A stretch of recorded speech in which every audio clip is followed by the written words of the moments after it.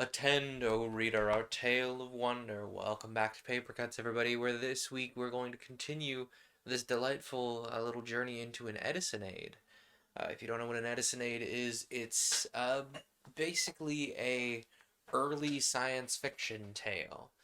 It's very heavily focused on one swashbuckling person who has a great deal of scientific skill, just kind of blundering their way into another place and sorting things out as they go.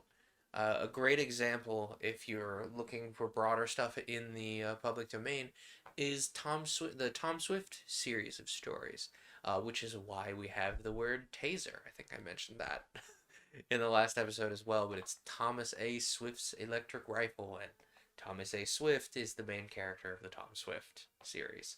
But we're not reading those yet. This time we're reading, like I said, Edison's Conquest of Mars.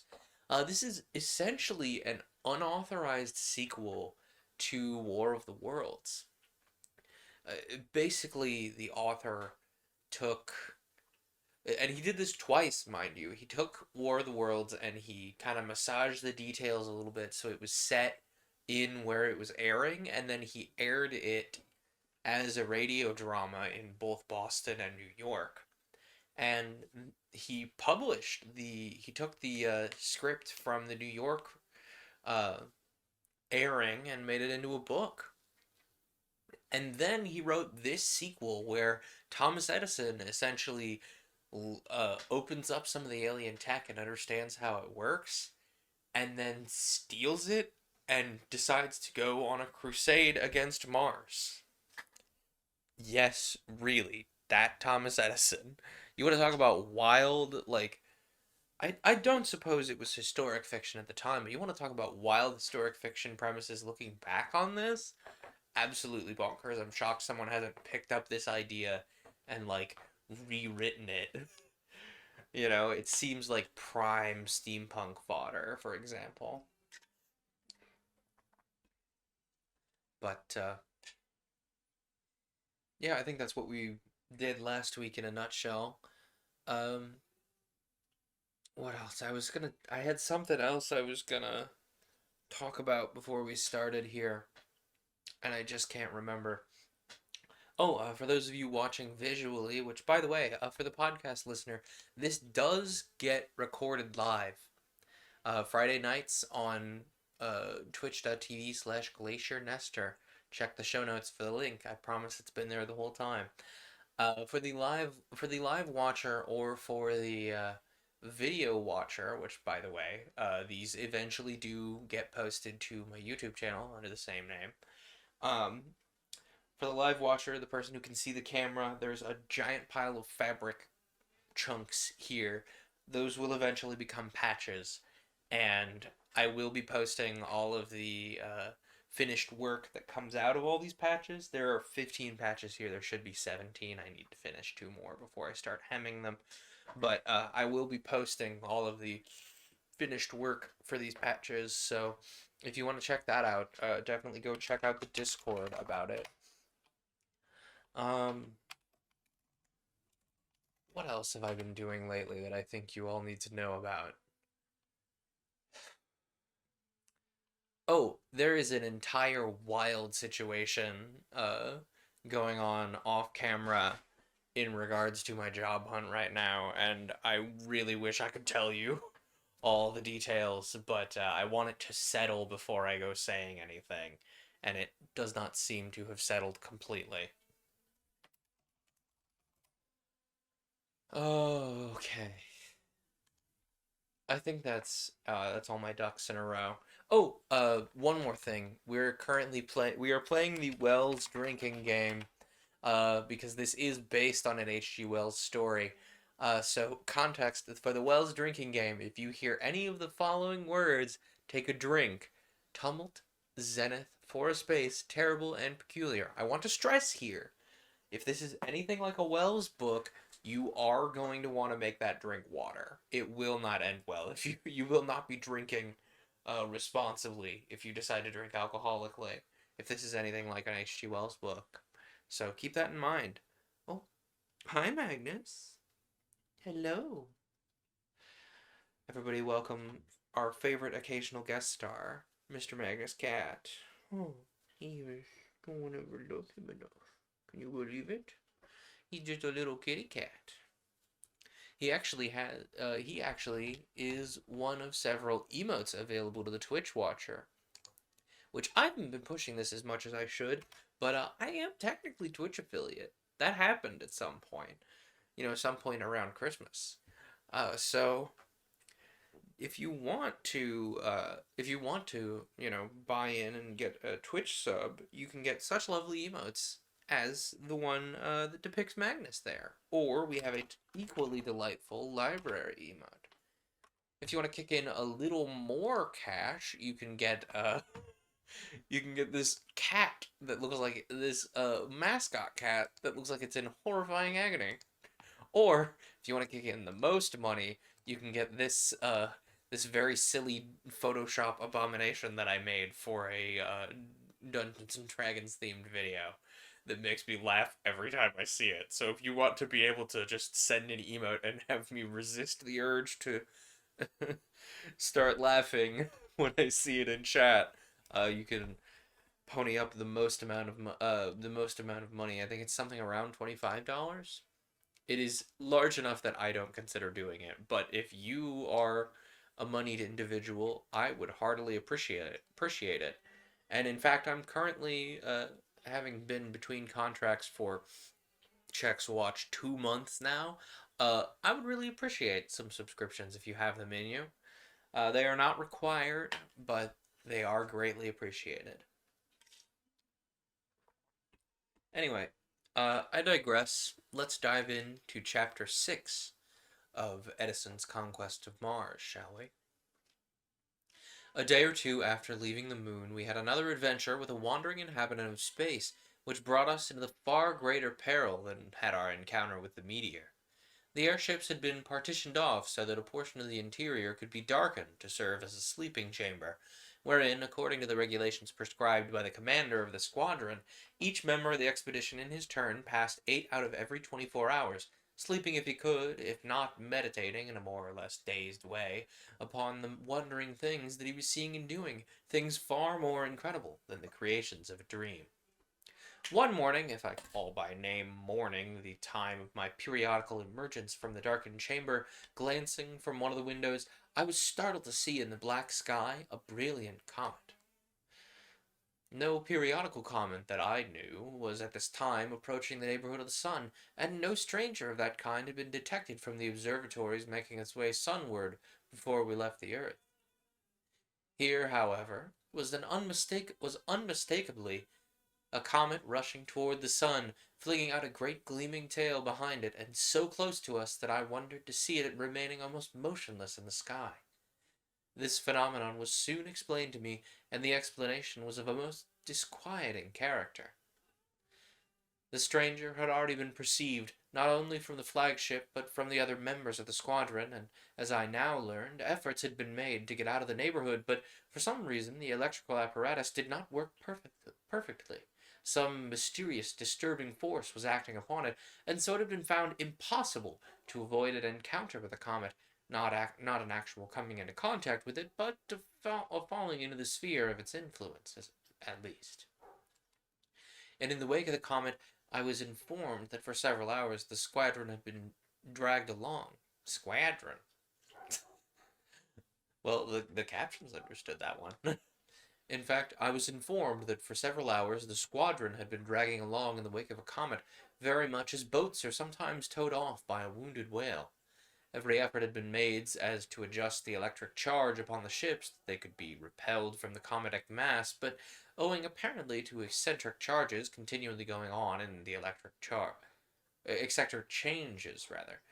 But owing apparently to eccentric changes continually going on in the electric charge affecting the clashing mass of meteoric bodies, which constituted the head of the comet, we found it impossible to escape from its influence.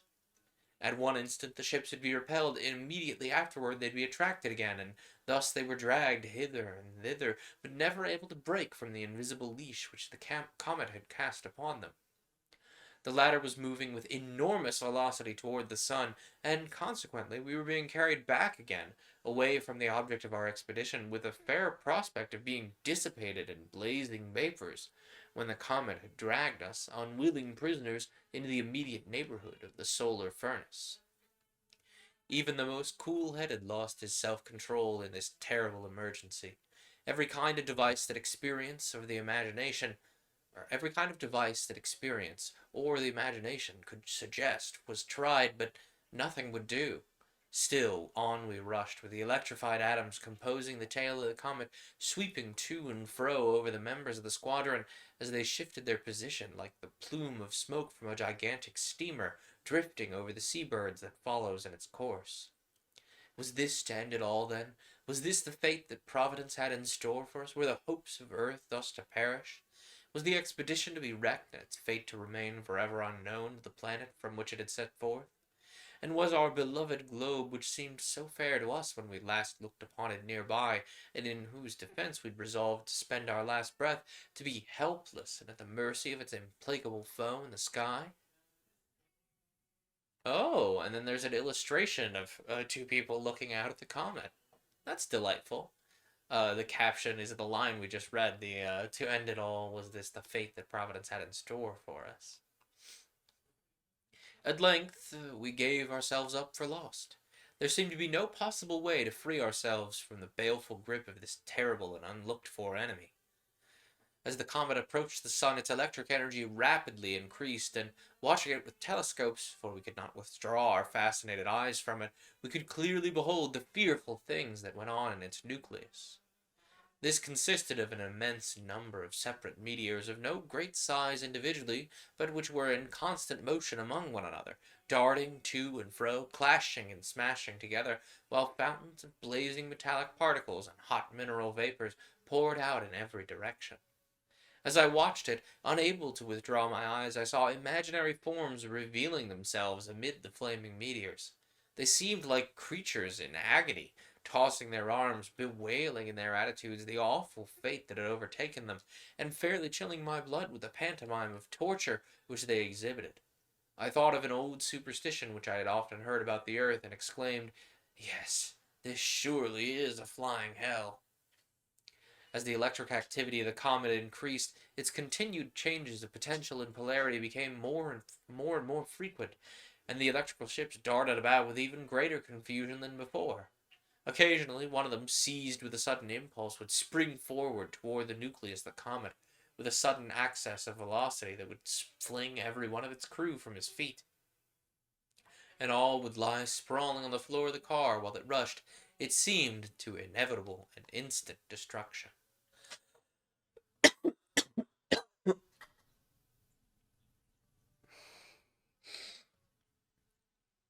Oh,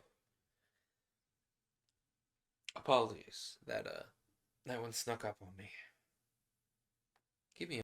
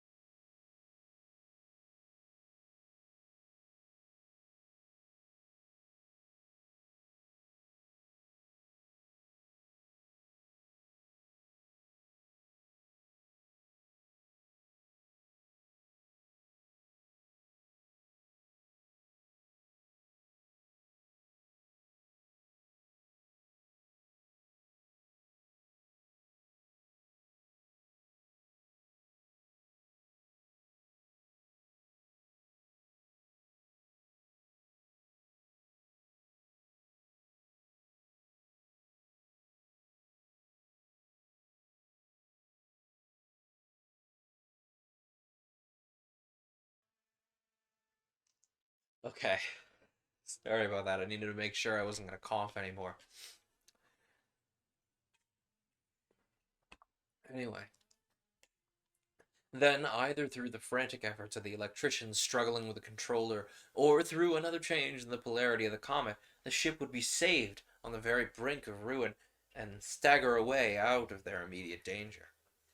Thus the captured squadron was swept, swaying and darting hither and thither, but never able to get sufficiently far from the comet to break the bond of its fatal attraction. So great was our excitement, and so complete our absorption in the fearful peril, that we'd not noticed the precise direction in which the comet was carrying us. It was enough to know that the goal of the journey was the furnace of the sun, but presently someone in the flagship recalled us to a more accurate sense of our situation in space by exclaiming, "There's the Earth!" And indeed, there it was, its great globe rolling under our eyes with the contrasted colors of the continents and clouds and watery gleam of the ocean spread beneath us. "We're gonna strike it! The comet's gonna dash into the Earth!" someone exclaimed. Such a collision at first seemed inevitable, but presently it was noticed that the direction of the comet's motion was such that, while it might graze the Earth, it wouldn't actually strike it. And so, like a swarm of giant insects circling about an electric light from whose magic influence they cannot escape, our ships went on to be whipped against the earth in passing, and then to continue their swift journey to destruction. Then came unexpected aid. "Thank God this saves us!" suddenly cried Mr. Edison. What? "Why, the Earth, of course. Do you not see that as the comet sweeps close to the great planet, the superior attraction of the latter will snatch us from its grasp, and that thus we will be able to escape?" And it was indeed as Mr. Edison predicted. In a blaze of falling meteors, the comet swept the outer limits of the Earth's atmosphere and passed on, while the swaying ships, having been instructed by signals what to do, desperately applied the electrical machinery to reverse the attraction and throw themselves into the arms of their Mother Earth.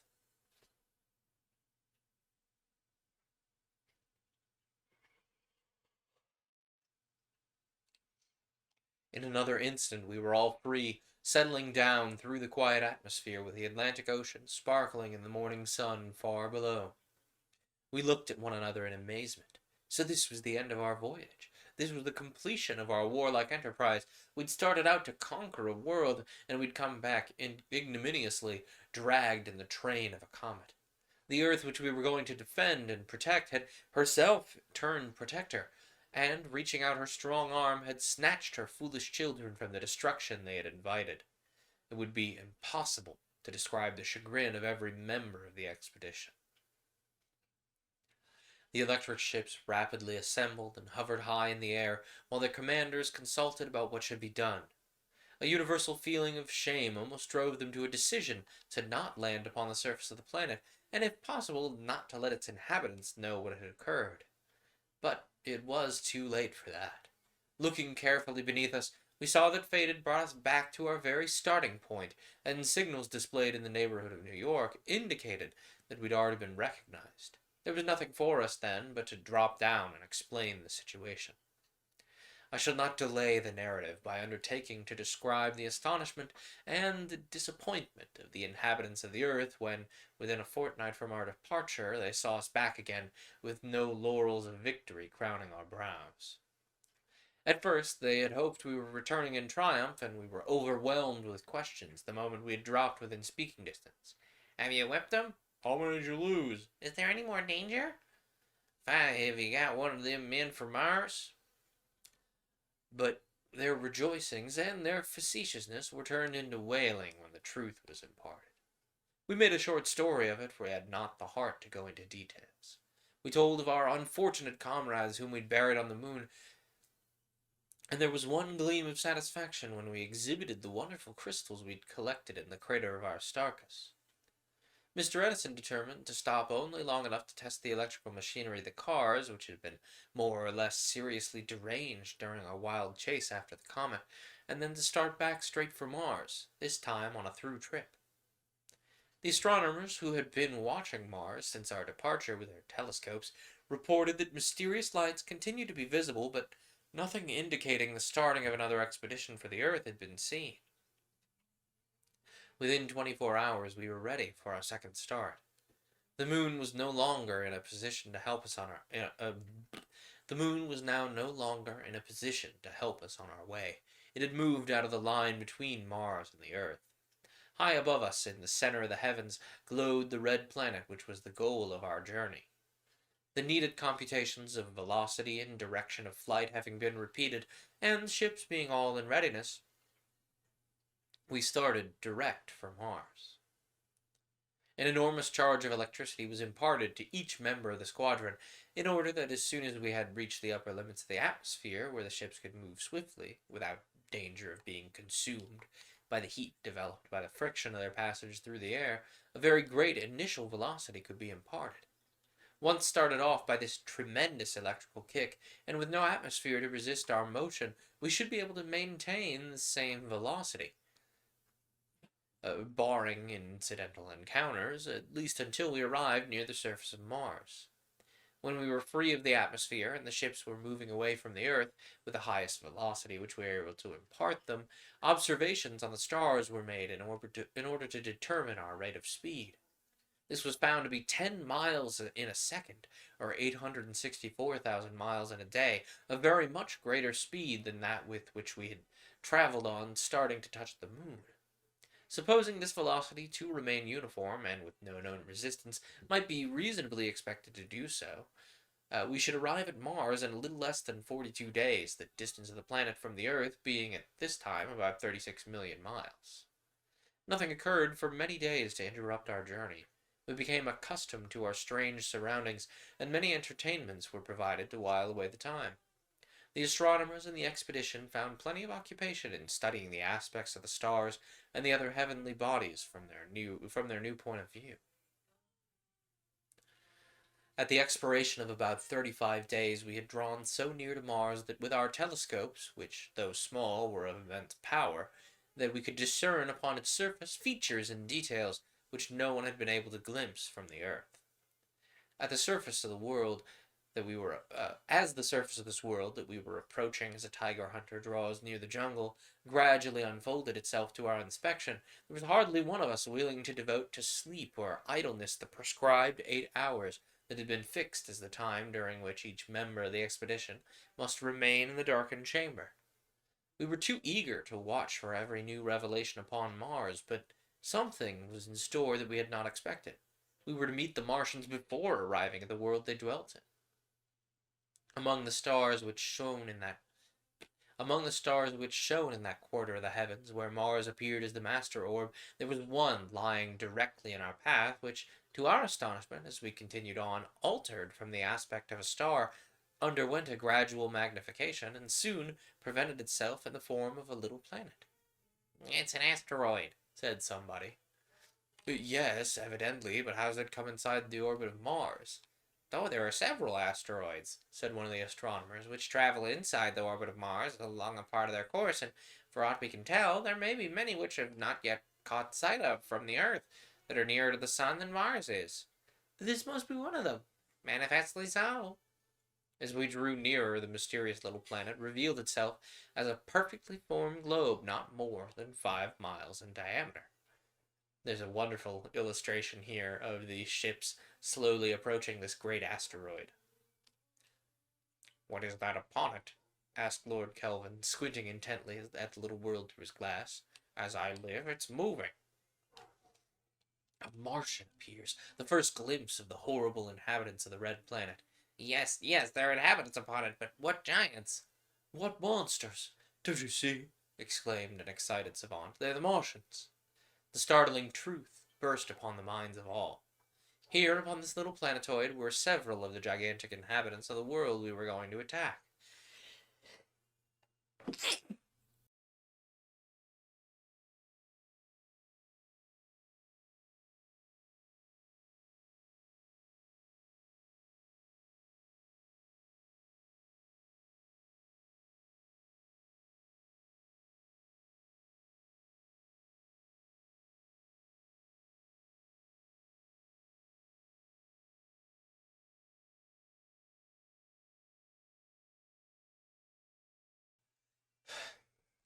Sorry, there's been an absolutely miserable volume of dust around the house lately.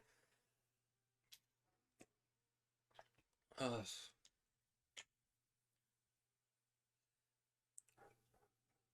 There was more than one man in the flagship who recognized them well, and who shuddered at the recognition, instinctively recalling the recent terrible experience of the Earth.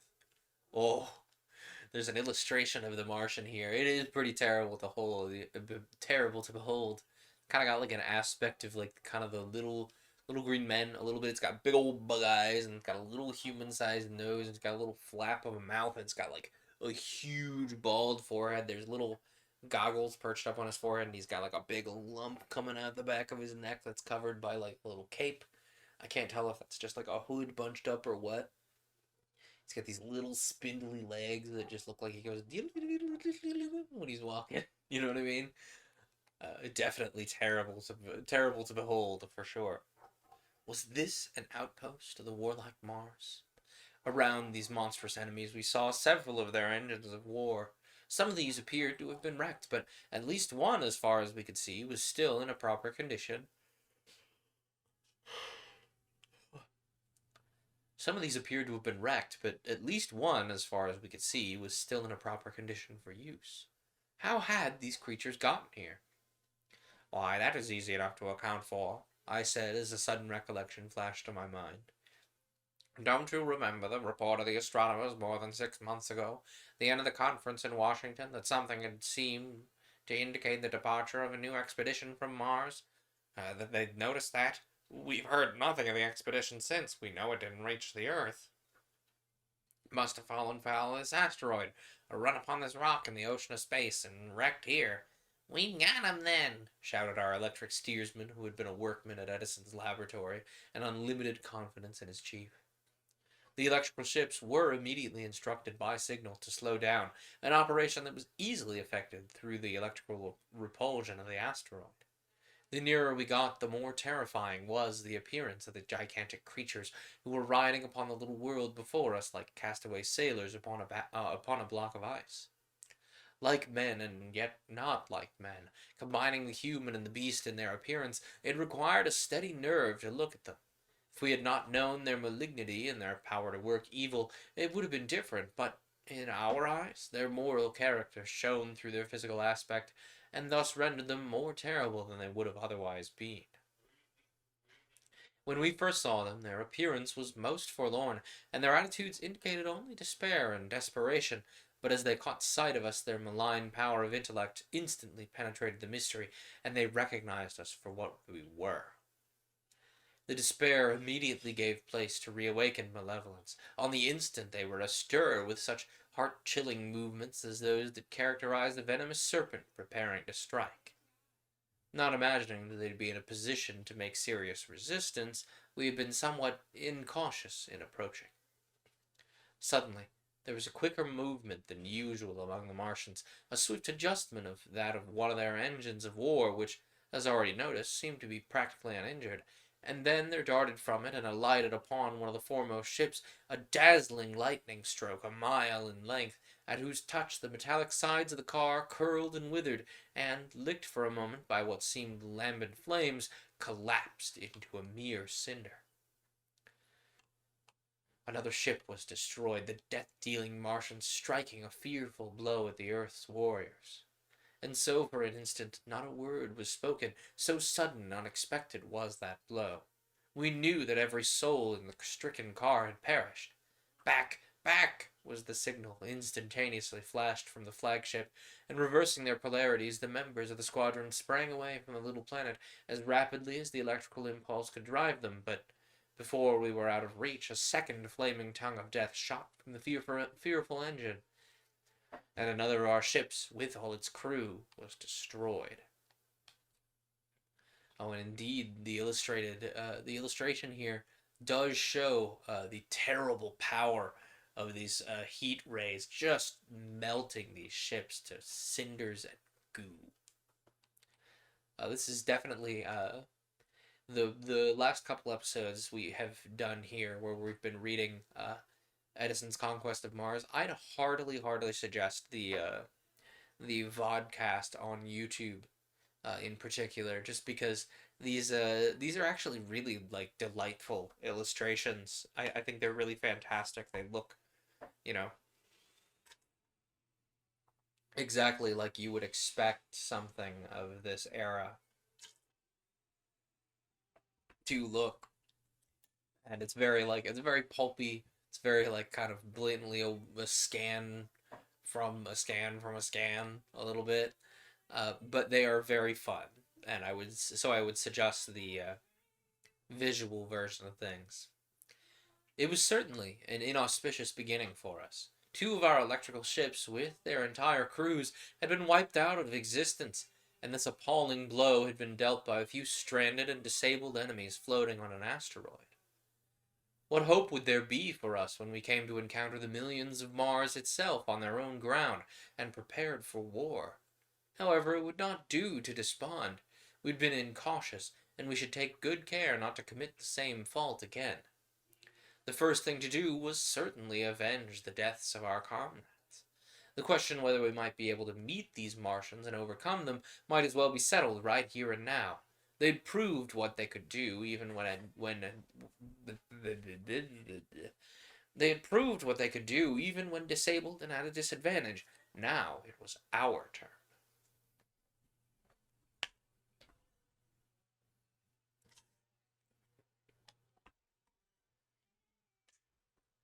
Chapter 7.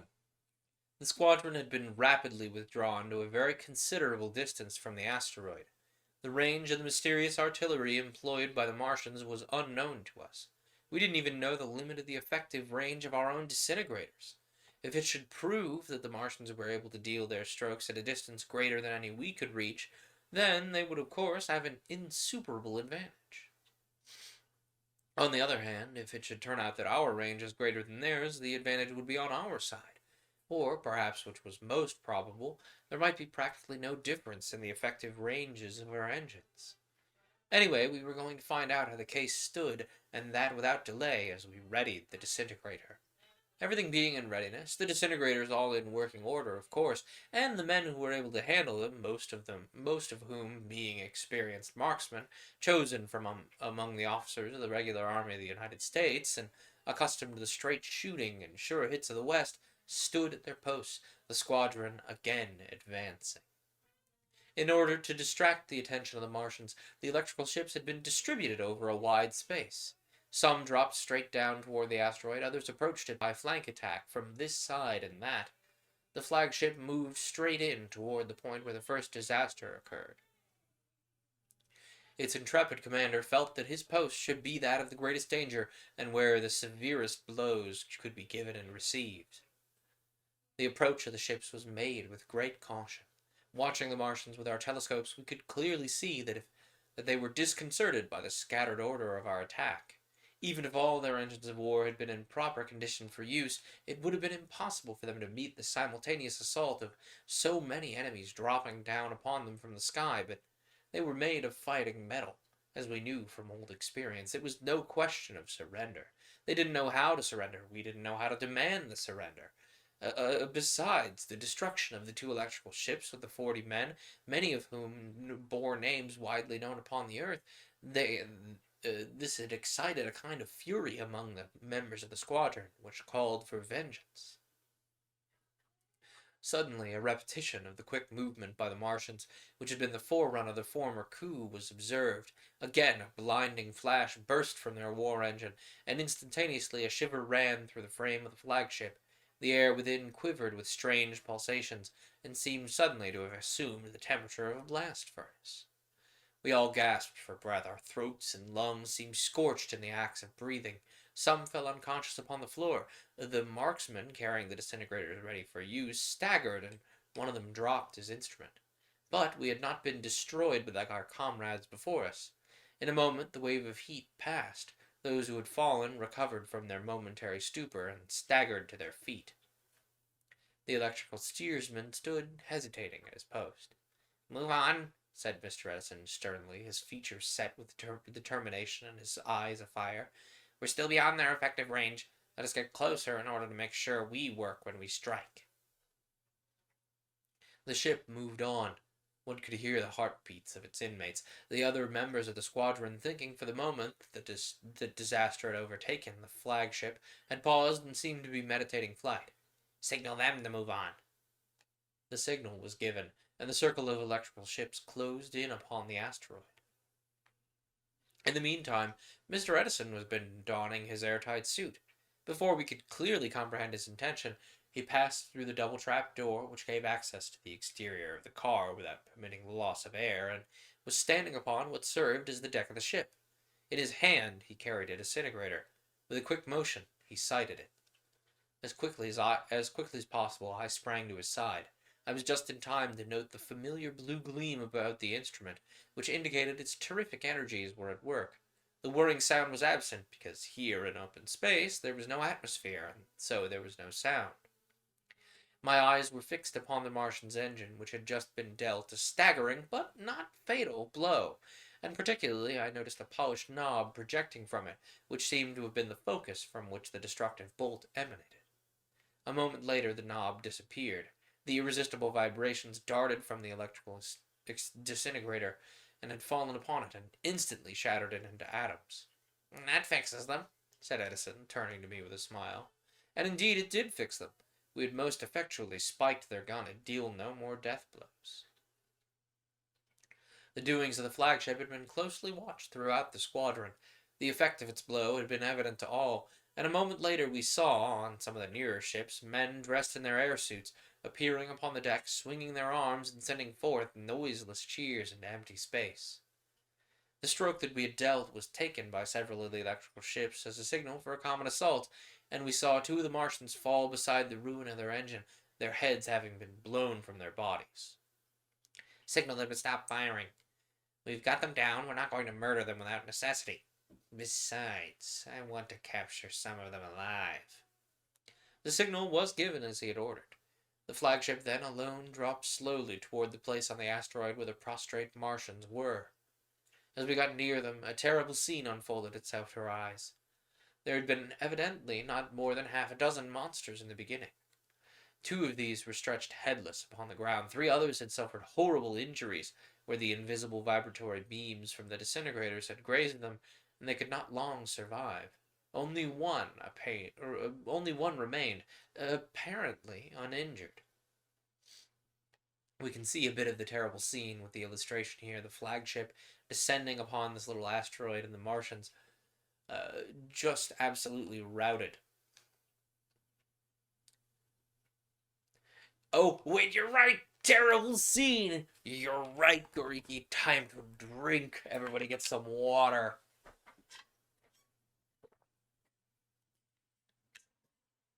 So hydrated. I've been waiting for one of those. I've been sitting here like this is based on it's based on an H.G. Wells book. I can't believe we haven't hit any of H.G. Wells' favorite words. Terrible is definitely. I think that's the first time we've actually had a word. It is impossible for me to describe the appearance of this creature in terms that would be readily understood. Was he like a man? Yes and no. He possessed many human characteristics, but they were exaggerated, monstrous in scale and in detail. His head was of enormous size. His huge, projecting eyes gleamed with a strange fire of intelligence. His face was like a caricature, but not one to make the beholder laugh. Drawing himself up, he towered to a height of at least 15 feet. But let the reader not suppose from this inadequate description that the Martian stirred in the beholder precisely the sensation that would be caused by the sight of a gorilla or other repulsive inhabitant of our own terrestrial jungles, suddenly confronting him in his native wilds. No. With all his horrible characteristics and his suggestions of beast and monster, nevertheless the Martian produced the impression of being a person, and not a mere animal. I've already referred to the enormous size of his head, and to the fact that his countenance bore considerable resemblance to that of a man. There was something in his face that sent a shiver through the soul of the beholder. One could feel in looking upon it that here was intelligence developed to the highest degree, but in the direction of evil instead of good.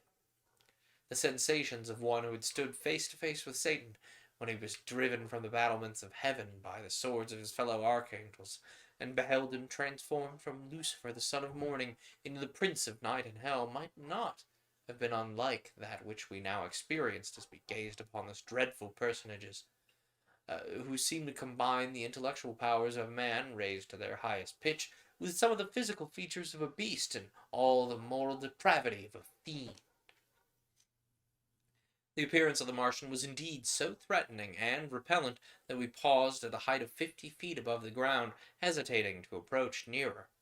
A grin of rage and hate overspread his face. Oh.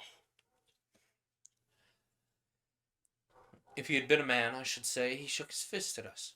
What he did was to express in an even more telling pantomime his hatred and defiance, and his determination to grind us to shreds if he could once get us within his clutches. Mr. Edison and I still stood upon the deck of the ship, where several others had gathered around us. The atmosphere of the little asteroid was so rare that it practically amounted to nothing. We couldn't have possibly survived if we hadn't continued to wear our airtight suits. How the Martians continued to live here was a mystery to us. It was another of their secrets which we were yet to learn. Mr. Edison raised his disintegrator in his hand. "Kill him. He's too horrible to live," said someone. "If we don't kill him, we shall never be able to land upon the asteroid," said another. "No, Mr. Edison, I shall not kill him. We've got another use for him. Tom," he continued, turning to one of his assistants who had brought from his laboratory, "bring me the anesthetizer." This was something entirely new to nearly all the members of the expedition. Mr. Edison, however, had confided to me, before we left the earth, the fact that he had invented a little instrument by means of which a bubble, strongly charged with a powerful anesthetic agent, could be driven to considerable distance into the face of an enemy, where, exploding without other damage, it instantly put him to sleep. When Tom had placed the instrument in his hands, Mr. Edison ordered the electrical ship to forge slightly ahead and drop a little lower toward the Martian, who, with watchful eyes and threatening gestures, noted our approach in the attitude of a wild beast on the spring. Suddenly, Mr. Edison discharged from the instrument in his hand a little gaseous globe, which glittered like a ball of tangled rainbows in the sunshine, and darted with astonishing velocity straight into the upturned face of the Martian. It burst as it touched, and the monster fell back, senseless, upon the ground. "You killed him!" everyone yelled. "No, he's not dead, only asleep. Now we can drop down and bind him tight before he wakes up," said Edison. When we came to bind our prisoner with strong ropes, we were ever more impressed with his gigantic stature and strength. Evidently, in single combat with equal weapons, he would have been a match for 20 of us. Okay, so now we have the people approaching this giant Martian, an illustration of the Martian captured and slowly being bound up by all these spacesuit-wearing Earthlings. All that I had read of giants had failed to produce upon my mind the impression of enormous size and tremendous physical energy which the sleeping body of this immense Martian produced. He'd fallen on his back and was in a most profound slumber. All his features were relaxed, and yet, even in that condition, there was a devilishness about him that made the beholders instinctively shudder. So powerful was the effect of the anesthetic which Mr. Edison had discharged into his face that he remained perfectly unconscious while we turned him half over in order to more securely bind his muscular limbs. In the meantime, the other electrical ships approached, and several of them made a landing upon the asteroid. Everyone was eager to see this wonderful little world, which, as I have already remarked, was only 5 miles in diameter. Several of us from the flagship started out hastily to explore the miniature planet, and now our attention was recalled to an intensely interesting phenomenon, which had engaged our thoughts not only when we were upon the moon, but during our flight through space, this being the almost entire absence of weight. On the moon, where the force of gravitation is 1/6 as great upon the earth, we found ourselves astonishingly light, 5/6 of our own weight, and the weight of the airtight suits in which we were encased had magically dropped away from us. It was therefore comparatively easy for us, encumbered as we were, to make our way about on the moon. But when we were far from both the Earth and the Moon, the loss of weight was more astonishing still. Not astonishing because we had not known it would be so, but nevertheless a surprising phenomenon in contrast with our lifelong experience on the Earth. In open space, we were practically without weight. Only the mass of the electrical car in which we were enclosed attracted to us, and inside that we could place ourselves in any position without falling. We could float in the air. There was no up, no down, no top, no bottom. Stepping outside the car, it would have been easy for us to spring away from it and leave it forever. One of the most startling experiences that I've ever had was one day when we were navigating space about halfway between the Earth and Mars. I stepped out of the car with Lord Kelvin, both of us, of course, wearing our airtight suits. We were perfectly well aware that what would be the consequence of detaching ourselves from the car as we moved along. We should still retain the forward motion of the car and, of course, accompany it in its flight. There would be no falling one way or the other. The car would have a tendency to draw us back again by its attraction, but this tendency would be very slight and practically inappreciable at a distance. "I'm going to step off," I suddenly said to Lord Kelvin. "Of course, I shall keep right along with the car and step aboard again when I'm ready." Oh, now we have an illustration of those two. The one guy turning to Kelvin and being like, "I'm going to jump." "Quite right on general principles, young man," replied the great savant. "But beware in what manner you step off. Remember, if you give your body an impulse sufficient to carry it away from the car to any considerable distance, you'll be unable to get back again unless we can catch you with a boat hook or a fish line.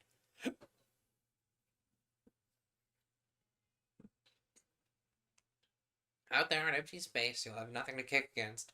You'll be unable to propel yourself in the direction of the car. And its attraction is so feeble, we'd probably arrive at Mars before it drew you back again."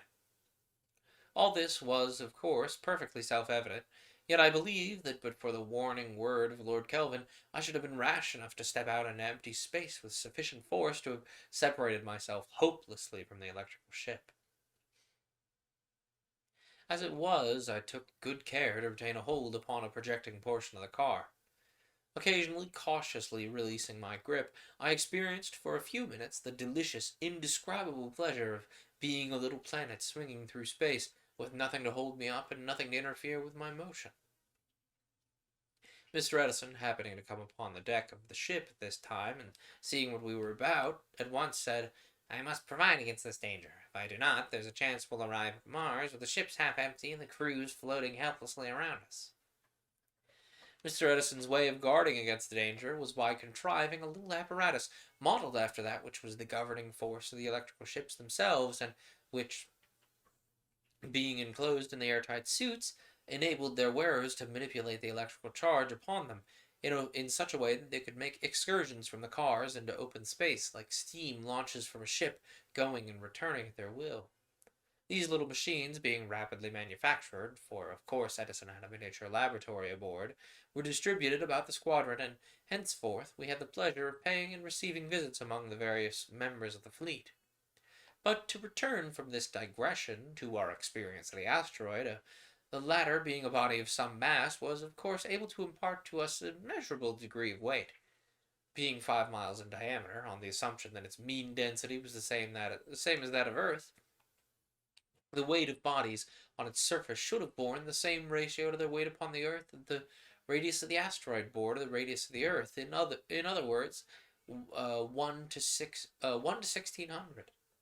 Having made this mental calculation, I knew that my weight, being 150 pounds on the Earth, should be, on this asteroid, about an ounce and a half. Curious to see whether fact would beat out fury. Fact would beat out fury. No. Curious to see whether fact would bear out theory, I had myself weighed with a spring balance. Mr. Edison, Lord Kelvin, and the other distinguished scientists stood by, watching the operation with great interest. To our complete surprise, my weight, instead of coming out as an ounce and a half, as it should have done, on the supposition the mean density of the asteroid resembled that of the Earth, a very liberal supposition on the side of the asteroid, by the way, actually came out 5 ounces and a quarter. "What in the world makes me so heavy? What in the world makes me so heavy?" "Yes, indeed, what an elephant you've become." Lord Kelvin screwed his eyeglass in his eye and carefully inspected the balance. That's quite right. You do indeed weigh 5 ounces and a quarter. Too much, altogether too much. You shouldn't do it, you know. Perhaps the fault is in the asteroid, suggested Professor Sylvanus P. Thompson. Quite so, exclaimed Lord Kelvin, a look of sudden comprehension overspreading his features. No doubt it is the internal constitution of the asteroid which is the cause of the anomaly. We must look into that. Let me see. This gentleman's weight is 3½ times as great as it ought to be.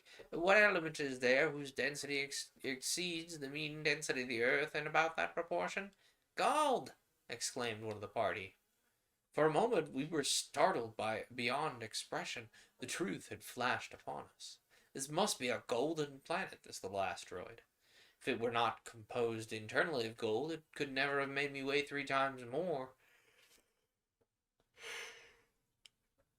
If it were not composed internally of gold, it could never have made me weigh 3 times more than I ought to weigh. Where's the gold? Covered up, of course, said Kelvin.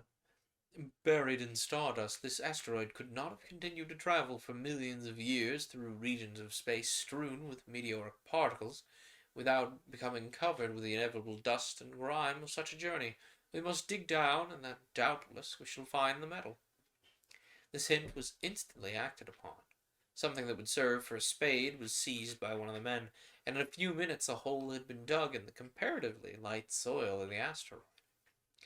I shall never forget the sight, nor the exclamations of wonder that broke forth from all of us standing round when the yellow gleam of precious metal appeared under the stardust. Collected in huge masses, it reflected the light of the sun from its hiding place.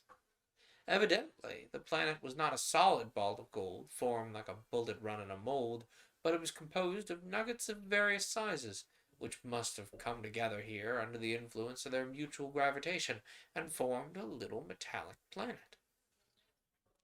Judging by the test of weight which we had already tried, and which had already led to the discovery of the gold, the composition of the asteroid must be the same to its very core.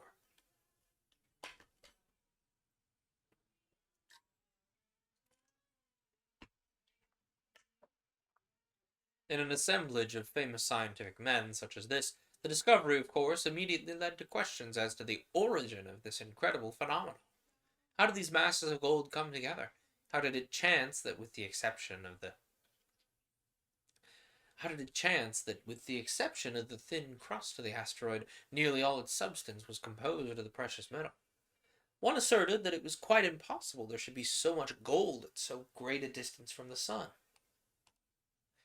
It's the general law that the planets increase in density toward the sun. There's every reason to think that the inner planets possess the greater amount of dense elements, while the outer ones are comparatively light. But another referred to the old theory that there was once in this part of the solar system a planet which had been burst in pieces by some mysterious explosion, the fragments forming what we know as the asteroids. In his opinion, the planet might have contained a large quantity of gold, and in the course of ages, having, in consequence of its superior atomic weight, not being so widely scattered by the explosion as some of the other elements of the planet, had collected itself together in this body. But I observed that Lord Kelvin and the other more distinguished men of science said nothing during this discussion. The truly learned man is the truly wise man. They were not going to set up theories without sufficient facts to sustain them. The one fact was that the gold was here, was all that they had at present. Until they could learn more, they were not prepared to theorize as to how the gold got there. And in truth, it must be confessed, the greater number of us really cared less for the explanation of the wonderful fact, rather than we did for the fact itself. Gold's a thing which might make its appearance anywhere, and at any time, without offering any excuses or explanations. "Won't we be rich?" exclaimed a voice. "How we gotta dig it and get it back to Earth?" "Carry it in your pockets." "No need of staking claims here, there's enough for everybody." Mr. Edison, hearing all this, suddenly turned the current of talk. "What do you suppose those Martians were doing here?" "Well, they're wrecked here." "Not a bit of it. According to your own showing, they couldn't have been wrecked here. This planet hasn't gravitation enough to wreck them by a fall, and besides, I've been looking at the machines. I know there's been a fight. A fight? Yes, those machines bear the marks of the lightning of the Martians. They may have been disabled, but they are made of some metal or some alloy of metals unknown to me. Consequently, they have withstood the destructive force applied to them as our electric ships were unable to withstand it. It is perfectly plain to me that they've been disabled in a battle. The Martians must have been fighting among themselves. Lightning of the Martians would be a great album name, I'd say.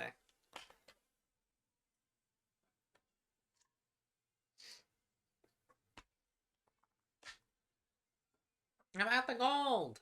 Well, of course, what else was there to fight about? Several people exclaimed.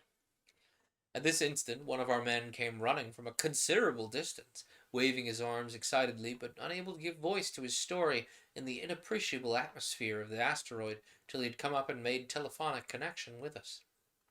There's a lot of dead Martians over there. They've been cleaning each other out. That's it. I knew it when I saw the condition of those machines, said Edison.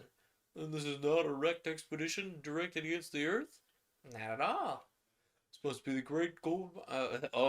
Australian mining company. This must be the.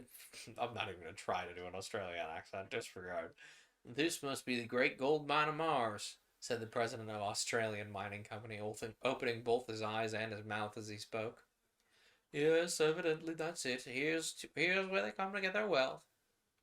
And this must be their harvest. And this must be their harvest time, I said. You notice that this asteroid, being several million miles nearer to the sun than Mars is, must have an appreciably shorter period of revolution.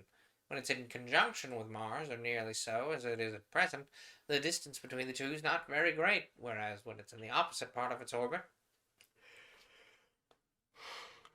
they seem to be separated by an enormous gap of space, and the sun's between them nonetheless.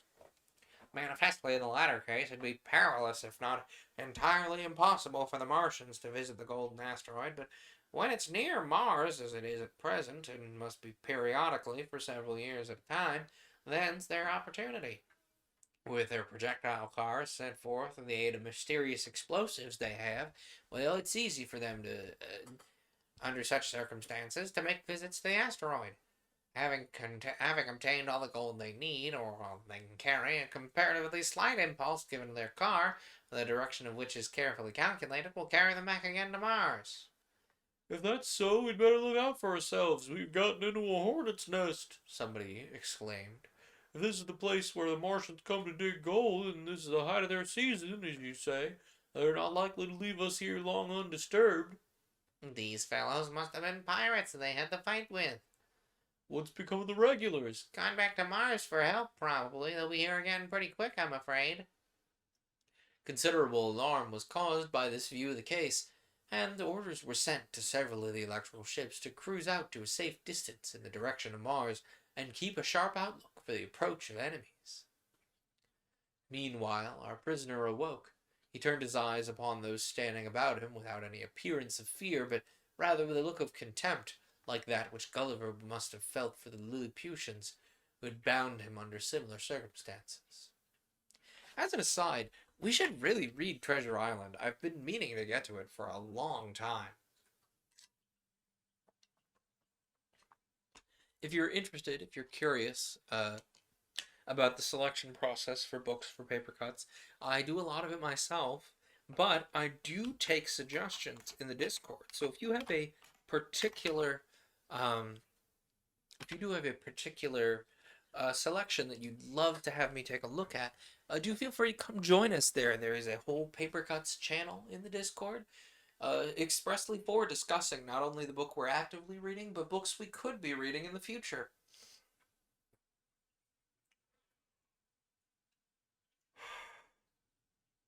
I would also heartily suggest checking out either the podcast feed or the YouTube for a list of what we've read previously. It's not going to be everything, mind, but it will be a wide majority of it, so you're not suggesting duplicates. Maybe eventually we'll get around to doing stories again, but from the first season, but I want to pick new stuff as often as I can. Anyway, back to the book. There were both hatred and defiance in his glance. He attempted to free himself, and the ropes strained with a tremendous pressure he put upon them, but he could not break loose. Satisfied that the Martian was safely bound, we left him where he lay, and while awaiting news from the ships which had been sent to reconnoiter, had continued the exploration of the little planet. At a point nearly opposite to that which we had landed, we came upon the mine which the Martians had been working. They had removed the thin coating of soil, laying bare the rich stores of gold beneath, and large quantities of the latter had been removed. Some of it was so solidly packed that strokes of the instruments by means of which they had detached it were visible like the streaks left by a knife cutting cheese.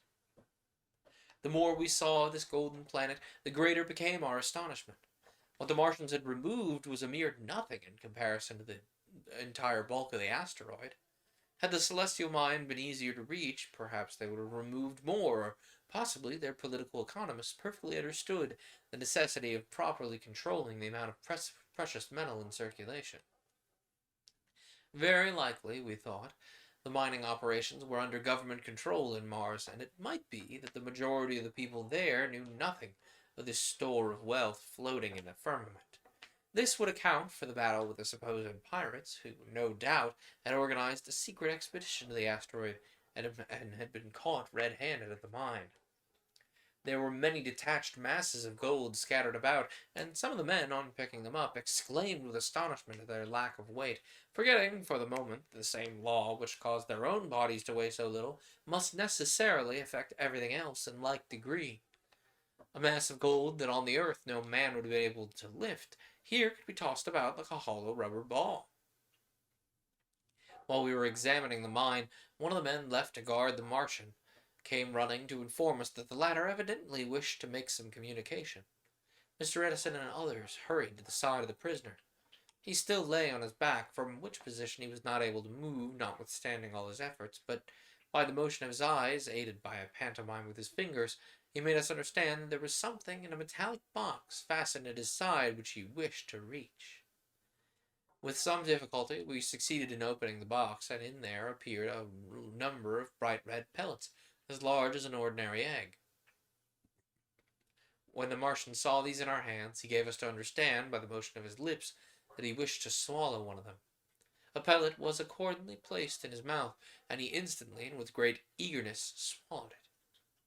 While trying to communicate his wishes to us, the prisoner had seemed to be in no little distress.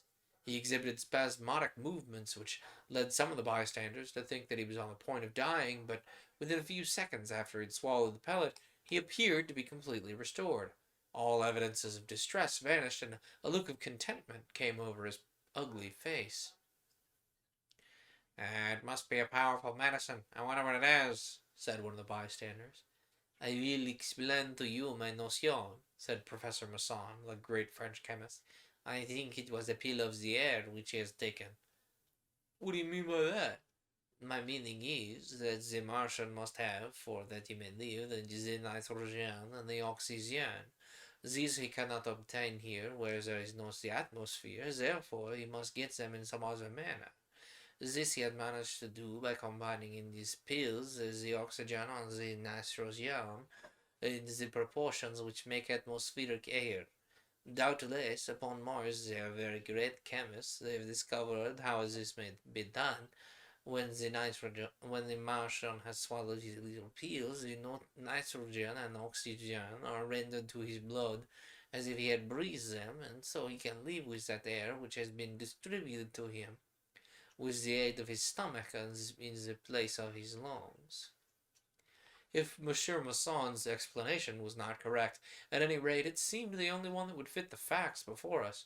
Certainly the Martian could not breathe where there was no practicable air, yet just as certainly after he'd swallowed the pill he seemed as comfortable as any of us.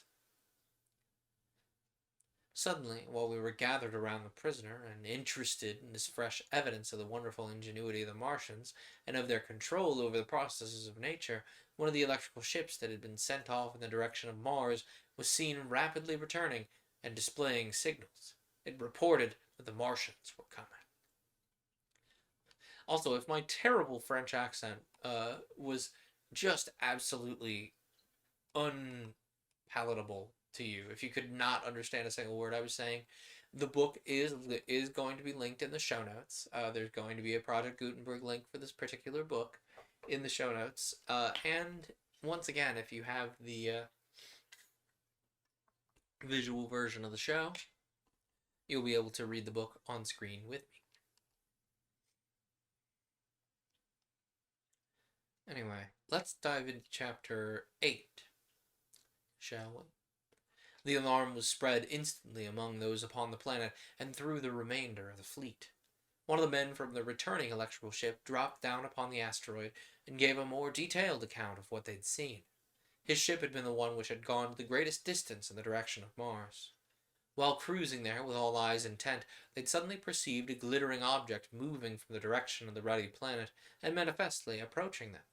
A little inspection with a telescope had shown that it was one of the projectile cars used by the Martians. Our ship had ventured so far from the asteroid that for a moment it seemed doubtful whether it would be able to return in time to give warning, because the electrical influence of the asteroid was comparatively slight at such a distance, and after they'd reversed their polarity and applied their intensifier as to make that influence effective, their motion was at first exceedingly slow. Fortunately, after a time, they got under way with sufficient velocity to bring them back to us before the approaching Martians could overtake them. The latter were not moving with great velocity, having evidently projected themselves from Mars with only just sufficient force to throw them within the feeble sphere of gravitation of the asteroid, so that they should land very gently upon its surface. Indeed, looking out behind the electrical ship which had brought the warning, we immediately saw the projectile of the Martians approaching. It sparkled like a star in the black sky as the sunlight fell upon it. The ships of the squadron whose crews had not landed upon the planet were signaled to prepare for action, while those who were upon the asteroid made ready for battle there. A number of disintegrators were trained upon the approaching Martians, but Mr. Edison gave strict orders that no attempt should be made to discharge the vibratory force at random. "They do not know we're here," he said. "I'm convinced they're unable to control their motions as we can do with our electrical ships. They depend simply upon the force of gravitation. Having passed the limit of the attraction of Mars, they have now fallen within the attraction of the asteroid. They must slowly sink to its surface. Having, as I'm convinced, no means of producing or controlling electrical attraction and repulsion, they cannot stop themselves, but must come down upon the asteroid. Having got here, they can never get away again, except, as we know, the survivors got away from Earth by propelling their projectile against gravitation with the aid of an explosive.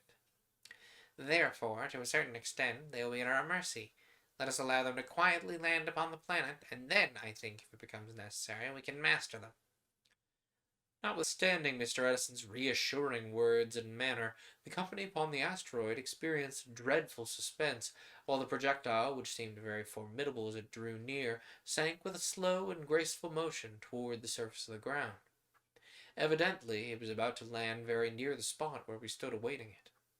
Its inmates had apparently just caught sight of us. They evinced signs of astonishment and seemed at a loss exactly what to do. We could see, projecting from the fore part of their car, at least two of the polished knobs, whose fearful use and power we well comprehended. Several of our men cried out to Mr. Edison in an extremity of terror, "Why do you not destroy them? Be quick, we'll all perish." "No, there's no danger. You can see that they're not prepared. They'll not attempt to attack us until they've made their landing." And, to his credit, Mr. Edison was right. With gradually accelerated velocity, and yet very, very slowly in comparison with the speed they had exhibited in falling upon such a planet as Earth, the Martians and their car came down to the ground. We stood at a distance of about 300 feet from the point where they touched the asteroid. Instantly, a dozen of the giants sprang from the car and gazed about for a moment with a look of intense surprise. At first, it was doubtful whether they meant to attack us at all. We stood on our guard, carrying several disintegrators in our hands, while a score more of these terrible engines were turned upon the Martians from the electrical ships which hovered nearby. Suddenly, he who seemed to be the leader of the Martians began to speak to them in pantomime, using his fingers after the manner in which they are used for conversation by deaf and dumb people. Of course, we didn't know what he was saying, but his meaning became perfectly evident a minute later. Clearly, they did not comprehend the powers of the insignificant-looking strangers with whom they had to deal. Instead of turning their destructive engines upon us, they advanced on a run with the evident purpose of making us prisoners or crushing us by main force. When was ASL invented? Because I know there was hand talk among the Native Americans for many years before ASL, but when were ASL and BSL, American Sign Language, British Sign Language, conceived of? Because I know they were pretty close. Was when was ASL invented? ASL originated in the early 19th century. Most closely related to French Sign Language. Founded, emerged as a language in the American School for the Deaf in 1810. Brought together Old French Sign Language, various villages sign languages, and home sign systems.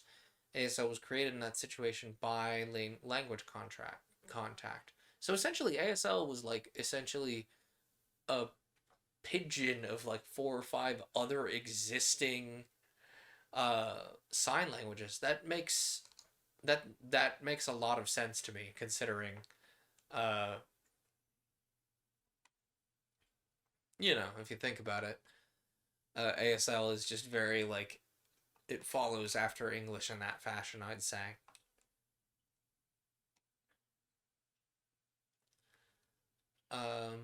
Okay, when was British Sign Language invented? Just for fun here.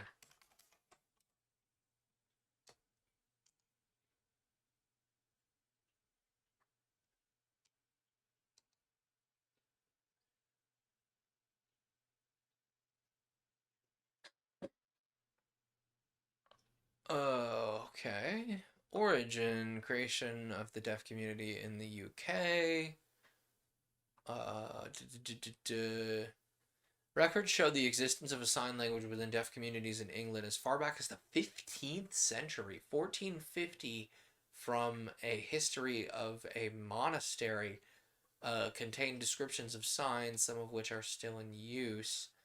1576, there's a marriage ceremony notated. Um, huh, interesting.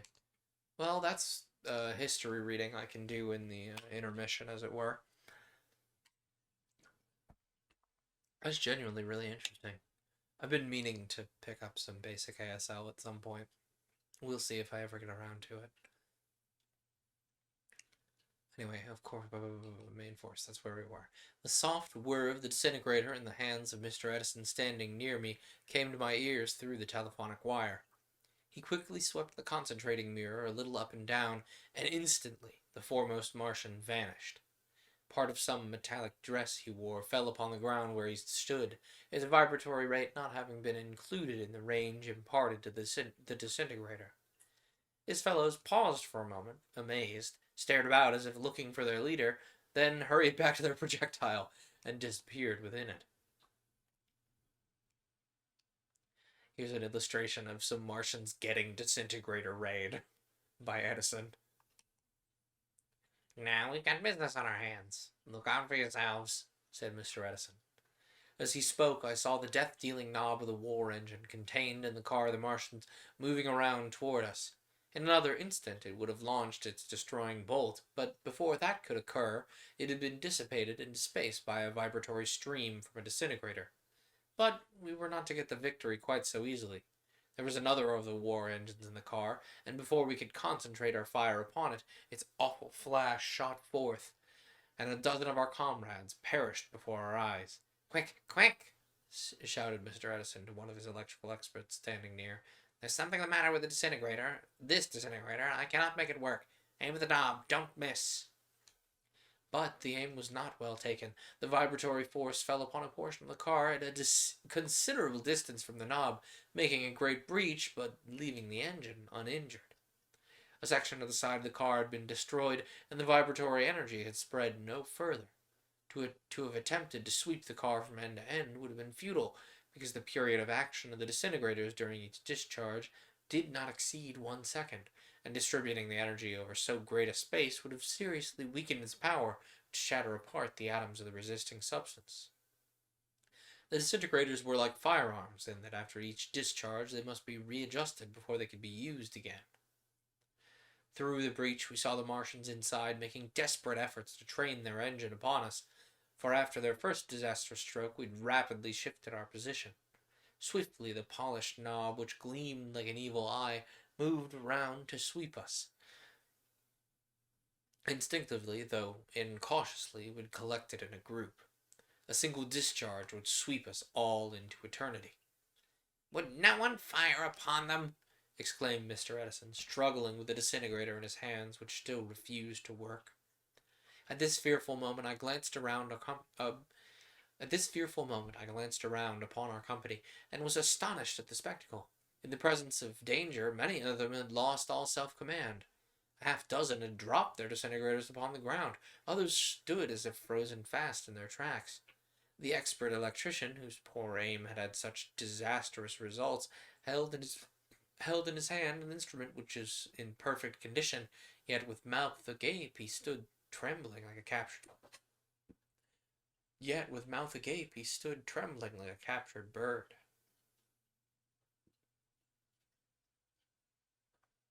It was a disgraceful exhibition. Mr. Edison, however, had not lost his head. Again and again he sighted the dreadful knob with his disintegrator, but the vibratory force refused to respond. The means of safety were in our hands, and yet through a combination of ill luck and paralyzing terror, we seemed unable to use them. In a second more it would be all over with us. The suspense in reality lasted only during the twinkling of an eye, though it seemed ages long. Unable to endure it, I sharply struck the shoulder of the paralyzed electrician. To have attempted to seize the disintegrator from his hands would have been a fatal waste of time. Luckily, the blow either roused him from his stupor or caused an instinctive movement of his hand that set the little engine in operation. I am sure he took no aim, but potentially the vibratory force fell upon the desired not potentially. I'm sure he took no aim, but providentially the vibratory force fell upon the desired point, and the knob disappeared. We were saved. Instantly, half a dozen rushed toward the car of the Martians. We bitterly repented their haste. They did not live to repent. Unknown to us, the Martians carried hand engines capable of launching bolts of death of the same character as those which emanated from the knobs of their larger machines. With these they fired, so to speak, through the breach in their car, and 4 of our men who were rushing upon them fell in heaps of cinders. The effect of the terrible fire was like that which the most powerful strokes of lightning occasionally produce on earth.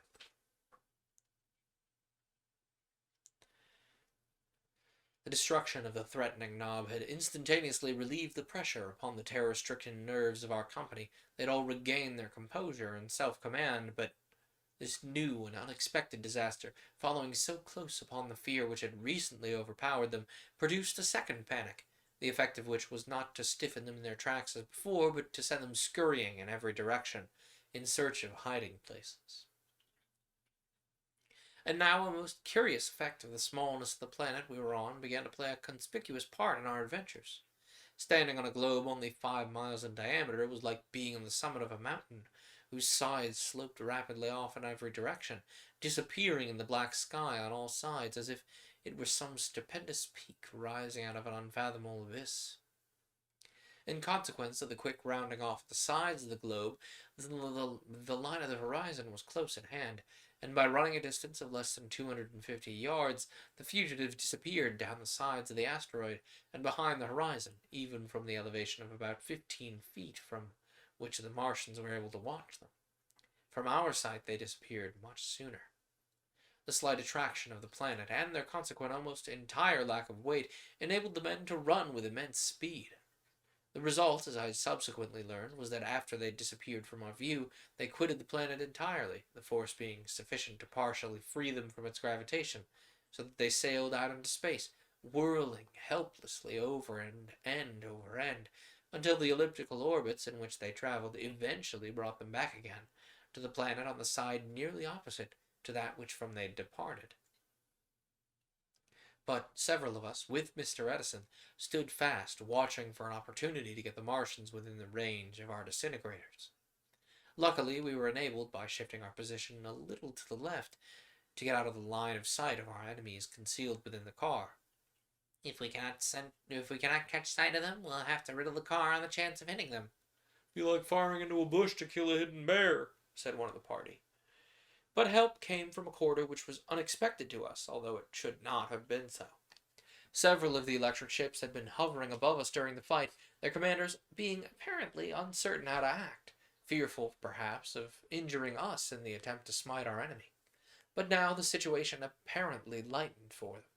They saw that we were at an immense disadvantage, and several of them immediately turned their batteries upon the car of the Martians. They riddled it far more quickly and effectively than we could have done. Every stroke of the vibratory emanation made a gap in the side of the car, and we could perceive from the commotion within that our enemies were rapidly being massacred in their fortification. Indeed, there is a little illustration of the fleet raining down disintegrating beams upon these poor Martians who are, genuinely pretty terrified. So overwhelming was the force and the advantage of the ships that in a little while it was all over. Mr. Edison signaled them to stop firing. It was plain that all resistance had ceased, and probably not one of the Martians remained alive. We now approached the car, which had been transpierced in every direction, and whose remaining portions were glowing with heat in consequence of the spreading of the atomic vibrations. Immediately we discovered that all our anticipations were correct, all of our enemies having perished. The effect of the disintegrators upon them had been awful, too repulsive indeed to be described in detail. Some of the bodies had entirely evidently vanished. Only certain metal articles that they wore remained, as in the case of the first Martian killed, to indicate that such beings had ever existed. The nature of the metal composing these articles was unknown to us. Evidently, its vibratory rhythm did not correspond with any included in the ordinary range of the disintegrators. Some of the giants had only been partially destroyed, the vibratory current having grazed them in such a manner that the shattering undulations had not acted upon their entire body. One thing that lends a peculiar horror to a terrestrial battlefield was absent. There was no bloodshed. The vibratory energy not only completely destroyed whatever it fell upon, but it seared the veins and arteries of the dismembered bodies, so that there was no sanguinary exhibition connected with his murderous work. All this time the shackled Martian had lain on his back where we'd left him bound. What his feeling must have been may be imagined. At times I caught a glimpse of his eyes wildly rolling and exhibiting when he saw that the victory was in our hands, the first indications of fear and terror shaking his soul that had yet appeared. That fellow is afraid at last. Well, I think he ought to be afraid, was the reply from Edison. So he ought, but if I'm not mistaken, this fear of his may be the beginning of a new discovery for us. How so? Asked Edison. In this way, when once he fears our power and perceives that there be no hope of contending against us, even if he were at liberty, he'll respect us. This change in his mental attitude may make him communicative. I do not see why we should despair of learning his language from him, and having done that, he'll serve as our guide and interpreter.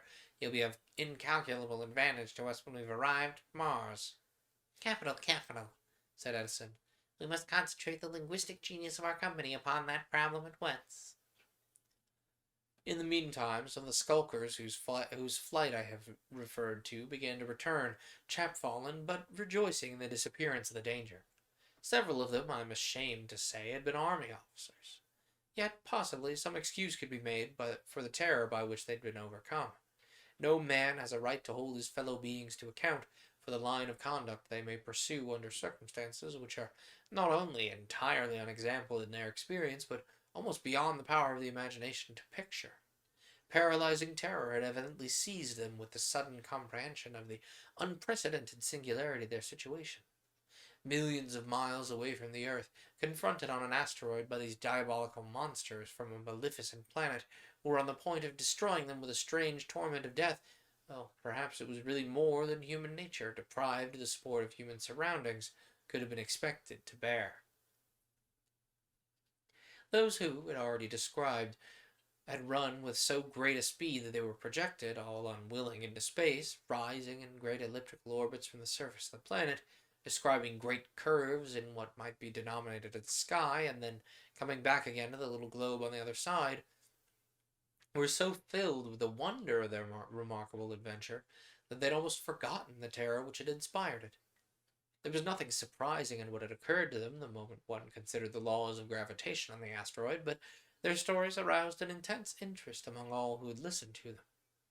Lord Kelvin was particularly interested, and while Mr. Edison was hastening preparations to quit the asteroid and resume our voyage to Mars, Lord Kelvin and a number of other scientific men instituted a series of remarkable experiments.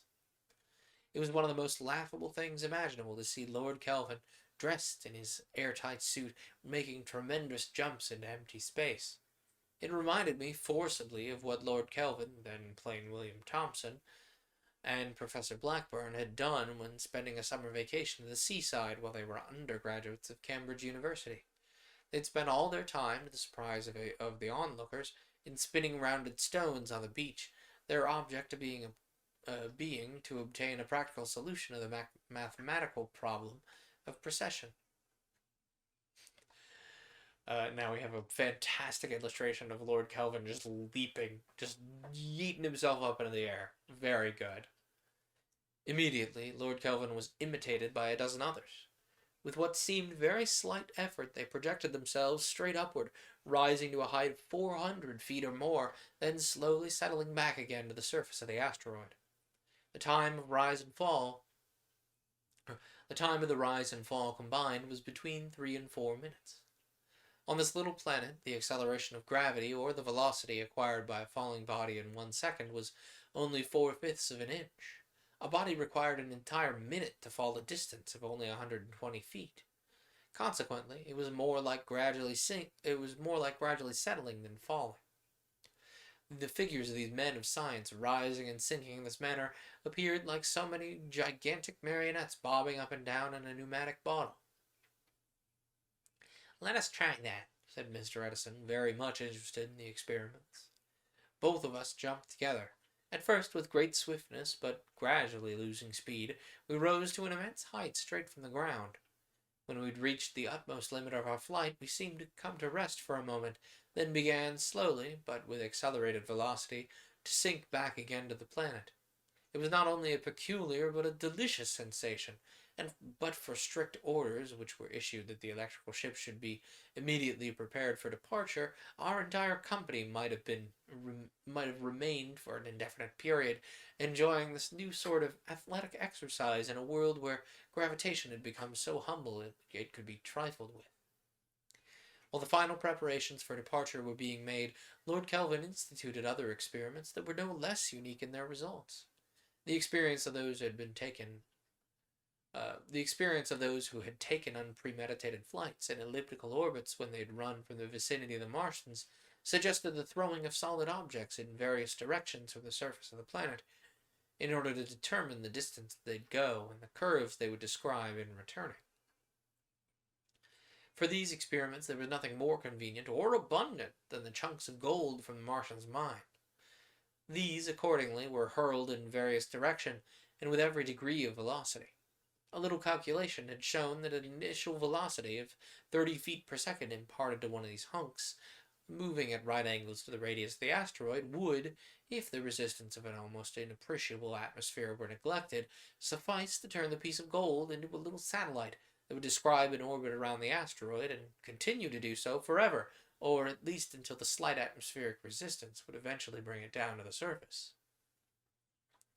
But less velocity than 30 feet per second had caused the golden missile to fly only partway around, while the greater velocity would give it an elliptical instead of a circular orbit, and in this ellipse it would continue to revolve around the asteroid in the character of most satellites. If the direction of the original impulse were at more than a right angle to the radius of the asteroid, then the flying body would pass out to a greater or less distance in space in an elliptical orbit, eventually coming back again and falling upon the asteroid, but not at the same spot from which it had departed. So many took part in these singular experiments, which assumed rather the appearance of outdoor sports than of scientific demonstrations, that in a short time we'd provided the asteroid with a very large number of little moons or satellites of gold, which revolved it in orbits of various degrees of ellipticity, taking, on the average, about 3/4 of an hour to complete a circuit. Since, on completing a revolution, they must necessarily pass through the point from which they started, they kept us constantly on the qui vive, to avoid being knocked over by them as they swept by in their orbits.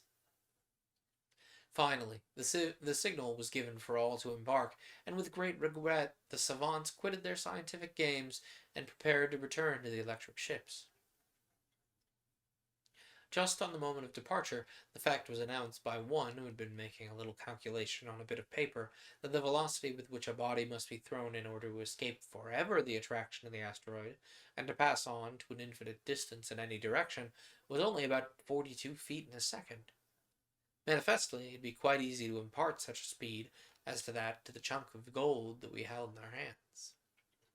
"Hurrah!" exclaimed one. Let's send some of this back to the Earth." Where is the Earth? Being appealed to, several astronomers turned their eyes in the direction of the sun, where the black firmament was ablaze with stars, and in a moment recognized the Earth's star shining there, with the moon attending close at hand. "There is the Earth. Can you throw straight enough to hit it?" "Well, we'll certainly try," was the reply, and immediately several threw huge golden nuggets in the direction of our faraway world, endeavoring to impart to them at least the required velocity of 42 feet in a second, which would ensure their passing beyond the attraction of the asteroid, and, if there should be no disturbance on the way, and their aim was accurate, their eventual arrival upon the Earth. "Here's for you, old Earth. Good luck and more gold to you." If these precious missiles ever reached the Earth, we knew they'd plunge into the atmosphere like meteors, and probably the heat developed by their passage would melt and dissipate them in a golden vapor before they could touch the ground. Yet there was a chance that some of them, if the aim were true, might survive the fiery passage through the atmosphere and fall upon the surface of our planet, where, perhaps, they'd afterward be picked up by a prospector and lead him to believe that he'd struck a new bonanza. But until we returned to the Earth, it would be impossible for us to tell what had become of the golden gifts which we'd launched into space for our mother planet. Okay. Oh, I believe it is about high time for a little break here. So we are going to be right back. As the message says, if you can't see it in the chat, we're taking a short break. I suggest you have a little break yourself. Stretch, get hydrated, take your necessary medications if you need them, pet your animals, take care of things generally. We'll be back in at most 15 minutes. If you do pet your pets, I'd heartily suggest you come into the Discord and post pictures of said pets, because I like seeing people's pets. They're cute. Anyway, we'll be back in about 15 minutes. Nobody explode, shall we? Okay, let's switch back to this screen. And then dive into Chapter 9 of Edison's Conquest of Mars. Where, for context, the most recent chapters, if you have not been keeping up here, for context, our most recent chapters have seen our intrepid explorers, first of all, caught up in the wake of a spacefaring comet that was hurtling toward the sun, but took a bit of a right turn and tugged them into the grasp of Earth once more, saving them from a horrific fiery death, only to find that as they were on their way to Mars, they seemed to be approaching a horrific fiery death of another kind. This time finding themselves on a small asteroid only 5 miles in diameter, but formed entirely out of gold. Well, almost entirely. There's kind of a thin sheen of asteroid dust on it otherwise. There, who just walked through the frame, if you do not know him, that was our favorite guest host, Library Cat. His name Fat Library Cat, actually. We call him Library for short, and he's a sweet little guy, and he's one of the emotes you can get if you subscribe to me on Twitch. Which, fun fact, did you know you can get a free Twitch subscription? If you have Amazon Prime, you can link your Twitch account to your Amazon account and then get a free subscription that you can use on me at any time. Sure, you could use it on another streamer and you'll have to renew it manually once a month, but it's still practically free. It's one of the benefits that comes with having Amazon Prime. It's one of the rapidly decreasing number of benefits coming from Amazon Prime, if you ask me. But if you've got it, you might as well use it, and why not use it on me? You can get our delightful little emotes here. I'm working on some subscriber-only content currently. That kind of thing. And you get to sit in the gentle pride that you are one of our delightful supporters. This show, I've been undertaking it for since when? Since at least 2015? No, wait. 2017, 2018, one of those. Actually, I have it written down. I have it written down here. I've been doing this show for a long time, nonetheless. I believe. Oh, it's in here. Where? No, don't go there. I didn't touch that.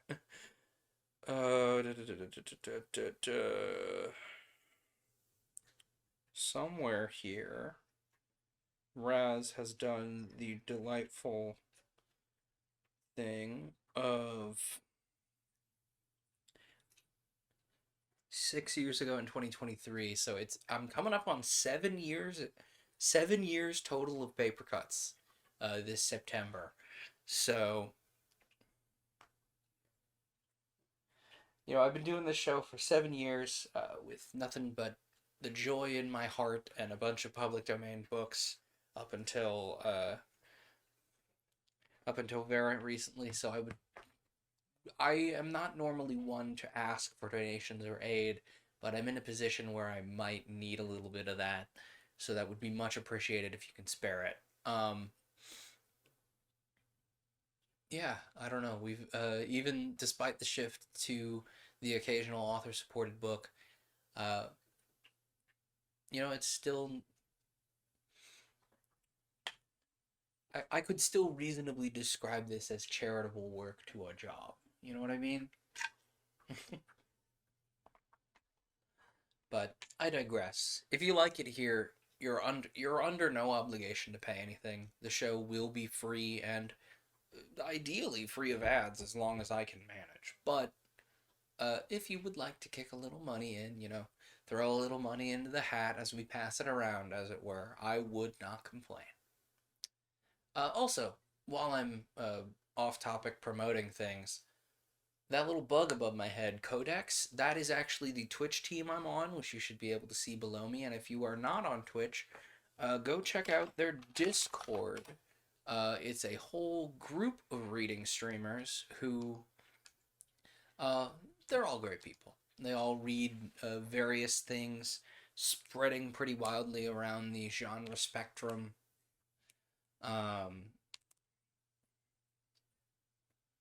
Oh man, Jevons was reading something recently that I was like, oh, I should tune in for that, but I was woefully busy.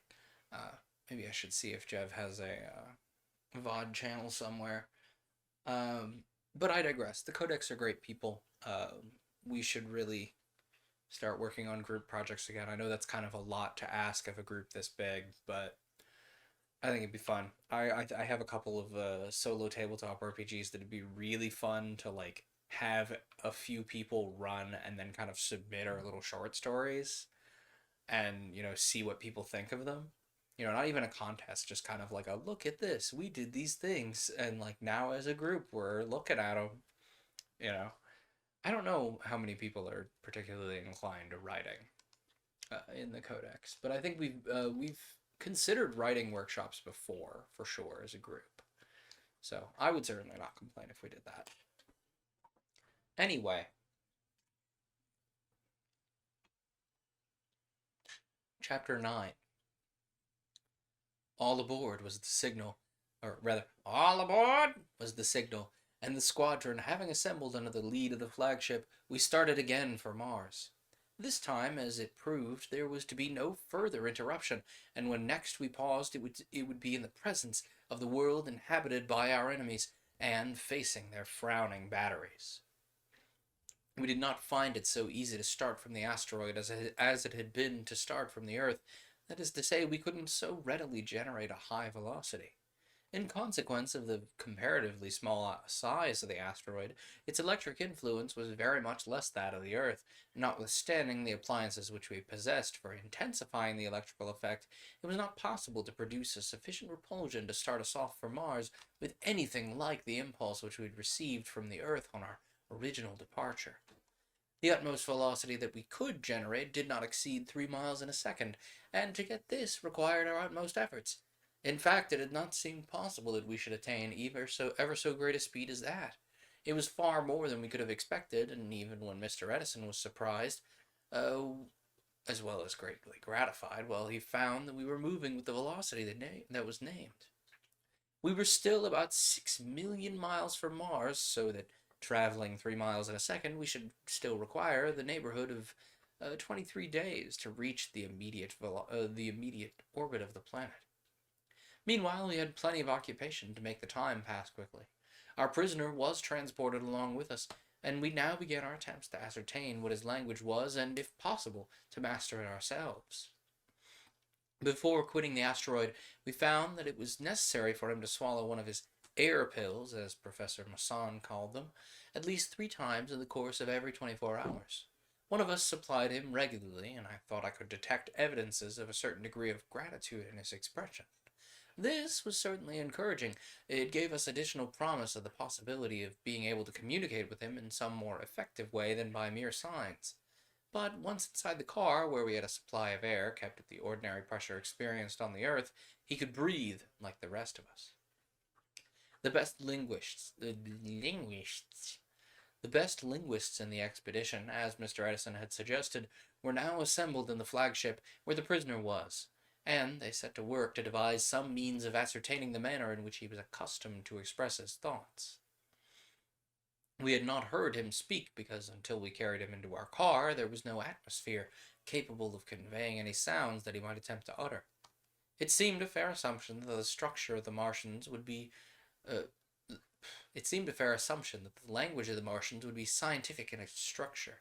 We had so much evidence of the practical bent of their minds and of the immense progress which they'd made in the direction of the scientific conquest of nature that it was not to be supposed their medium of communication with one another would be lacking in clearness or possess any of the puzzling and unnecessary ambiguities that characterize the languages spoken on the earth. We shall not find them making he's and she's of stones, sticks, and other inanimate objects. They must certainly have gotten rid of all that nonsense long ago, said one of the American linguists. Oh, said a French professor from the Sorbonne, one of the makers of the never-to-be-finished dictionary. It will be like the language of my country, transparent, similar to the diamond, and sparkling as is the fountain. I think, said a German enthusiast, that it'll be a universal language, the Volapük of Mars, spoken by all the inhabitants of that planet. I've never heard that term, Volapük. Dictionary, please. An artificial language devised in 1879, proposed for international use by a German cleric, Johann M. Schleyer, and based on extremely modified forms of words from English and Romance languages. Fascinating. Oh, I have apparently looked into this before. That is. Let me write that down. So it's like 1800s Esperanto, essentially. Volapük. That would be a good one to, if you needed like a fictional language in like a setting somewhere. You know what I mean? Like if you're doing world building, have them speak Volapük or Puk because it's got a little umlaut in the Google search anyway. So let me write that down for later.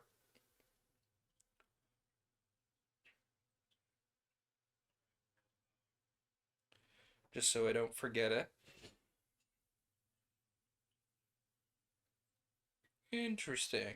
Notable was the first major constructed international auxiliary language. The grammar comes from European language and the vocabulary mostly from English with German and French. However, the roots are often distorted beyond recognition. Fascinating. That's really cool. I'll read that later. I have a little Discord that's just me in it, and I use it as like a organized notepad. There are probably better ways to do it than that, but I'm just like, well, I have Discord anyway. Okay, where were we here? But all these speculations do not help you much. Why not begin in a practical manner by finding out what the Martian calls himself, for instance? This seemed a good suggestion, and accordingly several of the bystanders began an expressive pantomime intended to indicate to the giant, who was following all their motions with his eyes, that they wished to know by what name he called himself. Pointing their fingers to their own chests, they repeated one after the other, "Man." If our prisoner had been a stupid savage, of course, any such attempt as to make him understand would have been idle. But it must be remembered we were dealing with a personage who had presumably inherited from hundreds of generations the results of civilization and an intellectual advance measured by the constant progress of millions of years. Accordingly, we were not very much astonished when, after a few repetitions of the experiment, the Martian, one of whose arms had been partially released from its bonds in order to give him a little freedom of motion, imitated the action of his interrogators by pressing his finger over his heart. Then, opening his mouth, he gave utterance to a sound which shook the air of the car like the hoarse roar of a lion. He seemed himself surprised by the noise he made, for he had not been used to speak in so dense an atmosphere. Our ears were deafened and confused, and we recoiled in astonishment, not to say half in terror. With an ugly grin distorting his face as if he enjoyed our discomfiture, the Martian repeated the motion and the sound.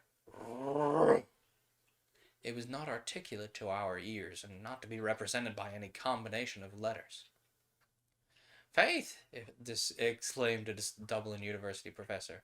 "If that's what they called themselves, however shall we translate their names when we come to write the history of the conquest?" "Wistmon," replied a professor from the University of Aberdeen. "Let us whip the gill-ravaging villains first, and then we can describe by any initiation that may suit our disposition." The beginning of our linguistic conquest was certainly not promising, if at least measured by our acquirement of words, but from another point of view it was very gratifying, inasmuch as it was plain that the Martian understood what we were trying to do, and was, for the present at least, disposed to aid us.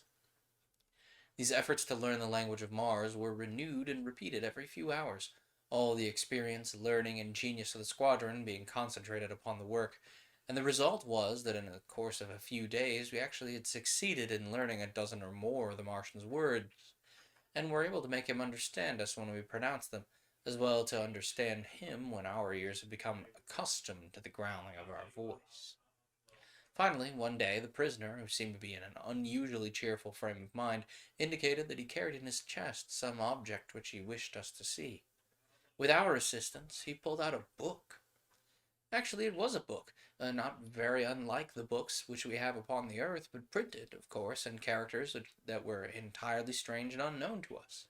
Yet these characters evidently gave expression to a highly intellectual language. All who were standing by at the moment uttered a shout of wonder and delight, and the cry of "A book! A book!"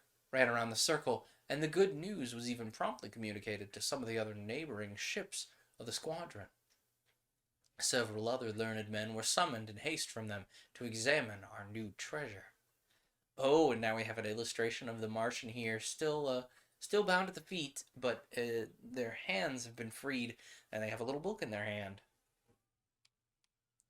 The Martian, whose good nature had manifestly been growing day after day, watched our inspection of his book with evidence of great interest, not unmingled with amusement.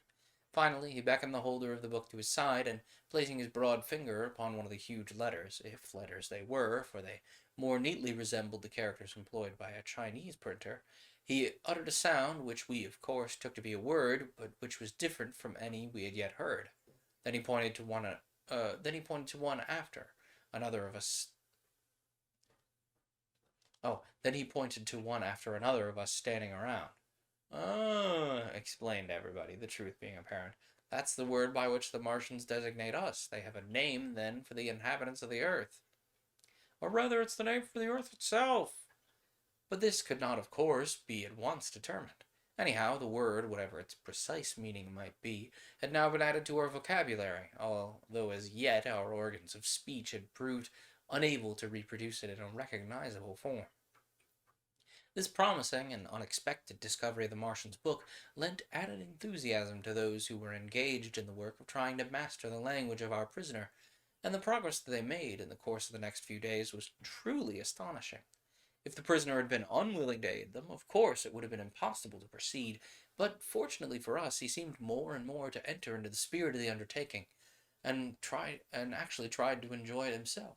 So bright and quick was his understanding, he was even able to indicate to us methods of mastering his language that otherwise probably never would have occurred to our minds. In fact, in a very short time he'd turned teacher, and all these learned men, pressing around him with eager attention, had become his pupils. I cannot undertake to say precisely how much of the Martian language had been acquired by the chief linguists of the expedition before the time when we arrived so near to Mars that it became necessary for most of us to abandon our studies in order to make ready for the more serious business which now confronted us. But at any rate, the acquisition was so considerable as to allow the interchange of ordinary ideas with our prisoner. There was no longer any doubt that he would be able to give us much information when we landed on his native planet. At the end of 23 days, as measured by terrestrial time, since our departure from the asteroid, we arrived in the sky of Mars. For a long time, the ruddy planet had been growing larger and more formidable, gradually turning from a huge star into a great red moon, then expanding more and more until it began to shut out from sight the constellations behind it. The curious markings on its surface, which from the Earth can only be dimly glimpsed with a powerful telescope, began to reveal themselves clearly to our naked eye. I've related how even before we reached the asteroid, Mars began to present a most imposing appearance as we saw it with our telescopes. Now, however, that it was close at hand, the naked eye view of the planet was more wonderful than anything we'd been able to see with telescopes when at a greater distance. We were approaching the southern hemisphere of Mars in about latitude 45 degrees south. It was near the time when the vernal equinox in that hemisphere of the planet, and under stimulating influence of the spring sun rising higher and higher every day, some awakening of life and activity upon its surface occurs on the Earth under similar circumstances, was evidently going on here. Hi. Do you have some input, Magnus? Do you know how to speak the Martian language? Do you know anything about what's happening? Or have you been sleeping through the book? Library's certainly been sleeping through the book. Oh yeah, we can hear people outside the door. Can't let you walk around with gunk on your face. Not allowed. Anyway, around the South Pole were spread immense fields of snow and ice gleaming with great brilliance. Cutting deep into the border of these ice fields, we could see broad channels of open water, indicating the rapid breaking of the grip of frost. Almost directly beneath us was a broad oval region, light red in color, to which terrestrial astronomers had given the name of Hellas. Hellas? I don't know how to say that. Toward the south, between Hellas and the borders of polar ice, was a great belt of darkness that astronomers had always been inclined to regard as a sea. Looking toward the north, we could perceive the immense red expanses of the continent of Mars, with a long, curved line of the Syrtis Major, or Hourglass Sea, disappearing through the midst of them toward the north until it disappeared under the horizon. Crossing and recrossing the red continents in every direction were the canals of Schiaparelli. Schiaparelli, rather, there's an R in there. Plentifully sprinkled over the surface, we could see brilliant points, some of dazzling brightness outshining the daylight. There was also an astonishing variety in the color of broad expanses beneath us. Activity, vivacity, and beauty, such as we were utterly unprepared to behold, expressed their presence on all sides. The excitement on the flagship and among the other members of the squadron was immense. It was certainly a thrilling scene. Here, right under our feet, lay the world which we had come to do battle with. Its appearances, while recalling in some of those broader aspects those which it presented when viewed from our observatories, were far more strange, complex, and wonderful than any astronomer had ever dreamed of. Suppose all our anticipations about Mars should prove to have been wrong after all.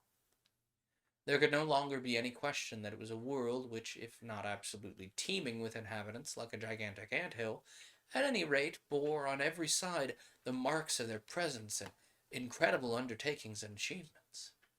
Here and there, clouds of smoke arose and spread slowly through the atmosphere beneath us.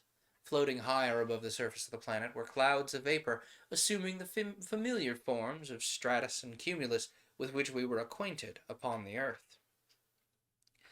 These clouds, however, seemed upon the whole to be much less dense than those to which we were accustomed at home. They too had a peculiar iridescent beauty, as if there was something in their composition, or maybe their texture, which split up the chromatic elements of sunlight, and thus produced internal rainbow effects that caused some of the heavier cloud masses to resemble immense collections of opals, alive with the play of ever-changing colors and magically suspended above the planet. As we continued to study the phenomena that was gradually unfolded beneath us, we thought that we could detect in many places evidence of the existence of strong fortifications. The planet of war appeared to be prepared for the attacks of enemies.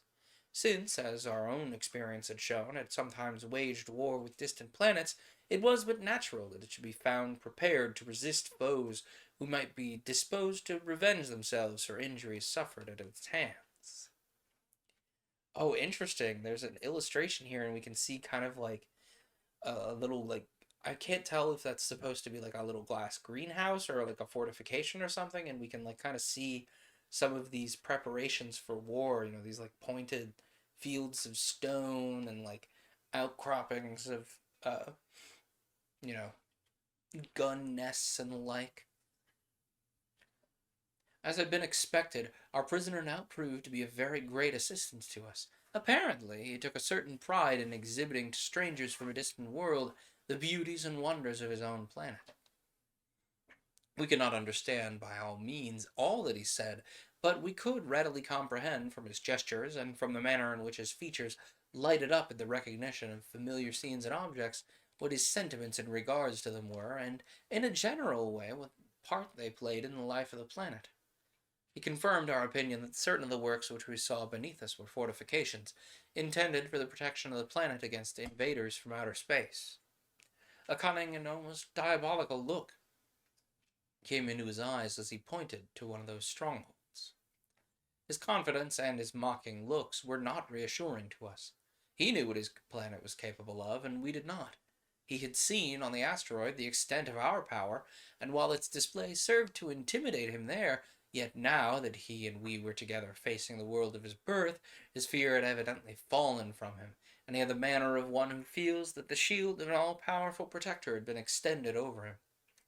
But it could not be long now before we could ascertain, by the irreceivable test of actual experience, whether the Martians possessed the power to annihilate us or not.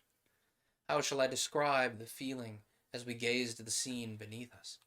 They were not quite the same as those of the discoverer of new lands upon the earth. This was a whole new world we'd discovered, and it was filled, as we could see, with inhabitants. But that was not all. We hadn't come with peaceful intentions, no. We were to make war on this new world. Deducting our losses, we had not more than 940 men left. With these, we were to undertake the conquest of a world containing, we could not say how many millions. Our enemies, instead of being below us in the scale of intelligence, were, we had every reason to believe, greatly our superiors. They proved that they possessed a command over the powers of nature, such as we, up to the time when Mr. Edison made his inventions, had not even dreamed it was possible to obtain. It was true that at present we appeared to have the advantage, both in our electrical ships and in our means of offense. The disintegrator was at least as powerful of an engine of destruction as any that the Martians had shown they possessed. It didn't seem in that respect they could possibly excel us, but, well, during the brief war with the Martians upon the Earth, it had.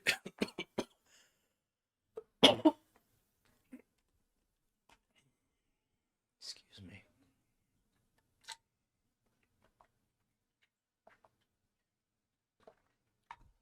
During the brief war with the Martians upon the Earth, it had been gunpowder against a mysterious force as much stronger than gunpowder as the latter was, superior to bows and arrows that preceded it. There had been no comparison whatsoever between the offensive means employed by the two parties in the struggle on the Earth, but the genius of one man had suddenly put us on the level of our enemies in regard to fighting capacity. Then, too, our electrical ships were far more effective for their purpose than the projectile cars used by the Martians. In fact, the principle on which they were based was, at the bottom, so simple it seemed astonishing the Martians had never hit upon it. Edison himself was never tired of saying in reference to this matter, I cannot understand why the Martians didn't invent these things. They've been given ample proof they understand electricity better than we do. Why should they have resorted to the comparatively awkward and bungling means of getting from one planet to another that they've employed when they might have ridden through the solar system in conveyances as ours with such perfect ease? Besides, I cannot understand why they didn't employ the principle of harmonic vibrations in the construction of their engines of war. The lightning-like strokes they deal from their machines are no doubt equally powerful, but I think the range of destruction covered by the disintegrators is greater. However, these questions must remain open until we could effect a landing on Mars and learn something of the condition of things there. The thing that gave us the most uneasiness was the fact that we did not yet know what powers the Martians might have in reserve. It was but natural to suppose that here, on their own ground, they would possess means of defense even more effective than the offensive engines they had employed Try that sentence again. It was but natural to suppose that here, on their own ground, they would possess means of defense even more effective than the offensive engines they'd employed in attacking enemies so many millions of miles from home. It was important that we should waste no time, and it was equally important we should select the most vulnerable point for attack. It was self-evident, therefore, that our first duty would be to reconnoiter the surface of the planet and determine its weakest point of defense. At first, Mr. Edison contemplated sending the various ships in different directions around the planet in order that the work of exploration must be quickly accomplished. But, upon the second thought, it seemed wiser to keep the squadron together, thus diminishing the chance of disaster. Besides, the commander wished to see with his own eyes the exact situation of various parts of the planet where it might appear advisable for us to begin our assault. Thus far, we had remained suspended at so great a height above the planet, we'd hardly entered into the perceptible limits of its atmosphere. There was no evidence we'd been seen by the inhabitants of the Mars, but before starting on our own voyage of exploration, it was determined to drop closer to the surface in order that we might more certainly identify the localities over which we passed. This maneuver nearly got us into serious trouble. When we had arrived within a distance of 3 miles from the surface of Mars, we suddenly perceived, approaching from the eastward, a large airship which was navigating the Martian atmosphere at a height of perhaps half a mile above the ground. Ooh, and then we have an illustration of the airship here. It's kind of got like navigating wings and like kind of a rudder situation. The airship moved rapidly on to a point nearly beneath us, when it suddenly paused, reversed its course, and evidently made signals, the purpose of which was not at first evident to us. but in a short time their meaning became perfectly plain when we found ourselves surrounded by at least 20 similar aerostats, approaching swiftly from different sides. It was a great mystery to us as to where many airships had been concealed previous to their sudden appearance in answer to the signals, but the mystery was quickly solved when we saw it detaching itself from the surface of the planet beneath us, where, while it remained immobile, its color had blended with that of the soil to render it invisible, another of the mysterious ships. Then our startled eyes beheld on all sides these formidable-looking enemies rising from the ground beneath us like so many gigantic insects disturbed by sudden alarm. In a short time, the atmosphere, a mile or two below us, and to a distance of perhaps 20 miles around in every direction, was alive with airships of various sizes, some of most extraordinary forms, exchanging signals, rushing to and fro, but all finally concentrating beneath the place where our squadron was suspended. We'd certainly poked the hornet's nest with a vengeance. As yet, there'd been no sting, but we might quickly expect to feel it if we didn't get out of range. Quickly, instructions were flashed throughout the squadron to instantly reverse polarities and rise as swiftly as possible to a great height. It was evident that this maneuver would save us from danger if it were quickly effected, because the airships of the Martians were simply airships and nothing more. They could only float in the atmosphere. They had no means of rising above it or of navigating empty space. To have turned our disintegrators upon them, to have begun a battle then and there, it would have been folly. They overwhelmingly outnumbered us. The majority of them were at a considerable distance, and we couldn't have done battle, even with our squadron acting together, with more than 1/4 of them simultaneously. In the meantime, the others would have surrounded and destroyed us. We must first get some idea of the planet's means of defense before we venture to assail it. Having risen rapidly to a height of 25 or 30 miles so that we could feel confident that our ships had vanished at least from the naked eye of our enemies beneath us, a brief consultation was held. It was determined to adhere to our original program and to circumnavigate Mars in every direction before proceeding to open the war. The overwhelming forces shown by our enemy had intimidated even some of the most courageous of our men, but it was still universally felt that it would not do to retreat, at least without a blow struck. The more we saw the power of the Martians, the more we became convinced there would be no hope for the Earth if these enemies ever again effected a landing upon its surface, the more especially since our squadron contained nearly all the Earth's force that would be effective in such contests. With Mr. Edison and the other men of science away, they would not be able at home to construct such engines as we possessed, or to manage them if they were constructed. Our planet had staked everything on a single throw. These considerations again steeled our hearts and made us bear up as bravely as possible in the face of the terrible odds that confronted us. Turning the noses of our electrical ships toward the west, we began our circumnavigation.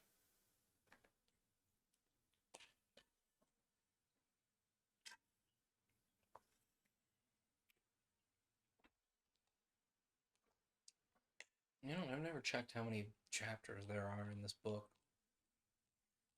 Oh, that's interesting. All of these little subheadings we've been seeing in these chapters are listed in the book. Fascinating. Anyway, there seem to be 18 chapters, and we are about to start chapter 10.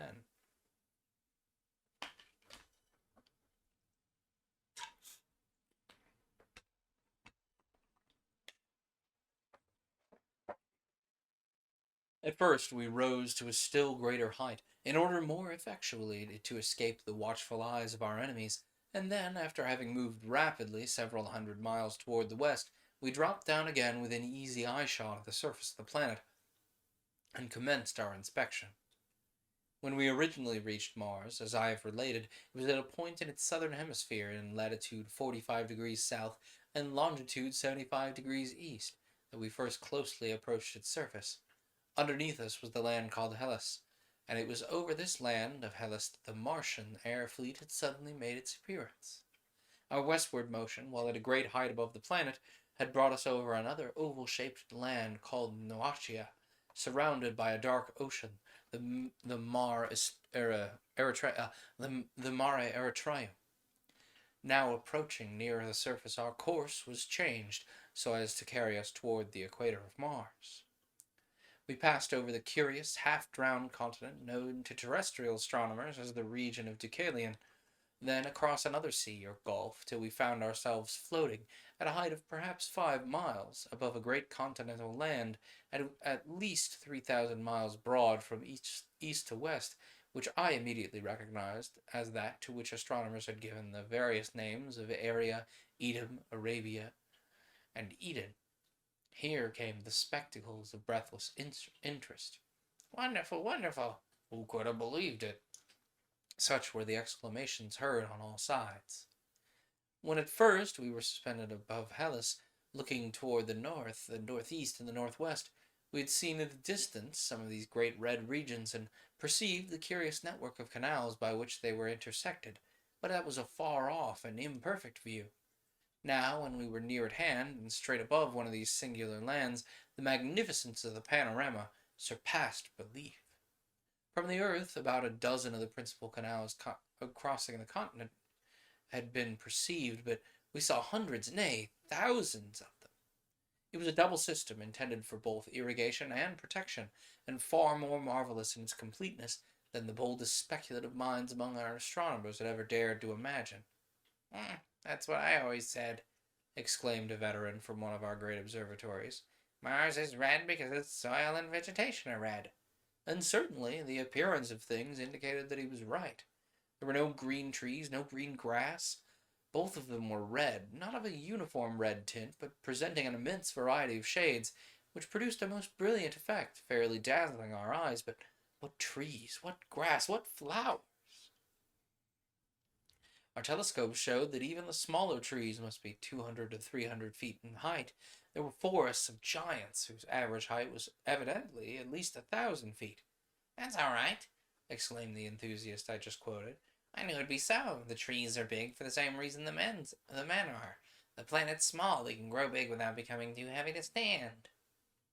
Flashing in the sun on all sides were the roofs of metallic buildings, which were evidently the only kind of edifices that Mars possessed. At any rate, if stone or wood were employed in their construction, both were completely covered with metallic plates. This added immensely to the warlike aspect of the planet, for warlike it indeed was. Everywhere we recognized fortified stations, glittering with an array of the polished knobs of the lightning machines, such as we'd seen in the land of Hellas. From the land of Edom, directly over the equator of the planet, we turned our faces westward, and skirting the Mare Erythraeum, arrived above the place where the broad canal known as the Indus empties into the sea. Before us, and stretching away toward the northwest, now lay the continent of Crisa, a vast red land, oval in outline, and surrounded and crossed by innumerable canals. Crisa was not less than 1,600 miles across, and it, too, evidently swarmed with giant inhabitants. But the shadow of night lay upon the greater portion of the land of Crisa. In our rapid motion westward, we'd outstripped the sun, and had now arrived at a point where day and night met upon the surface of the planet beneath us.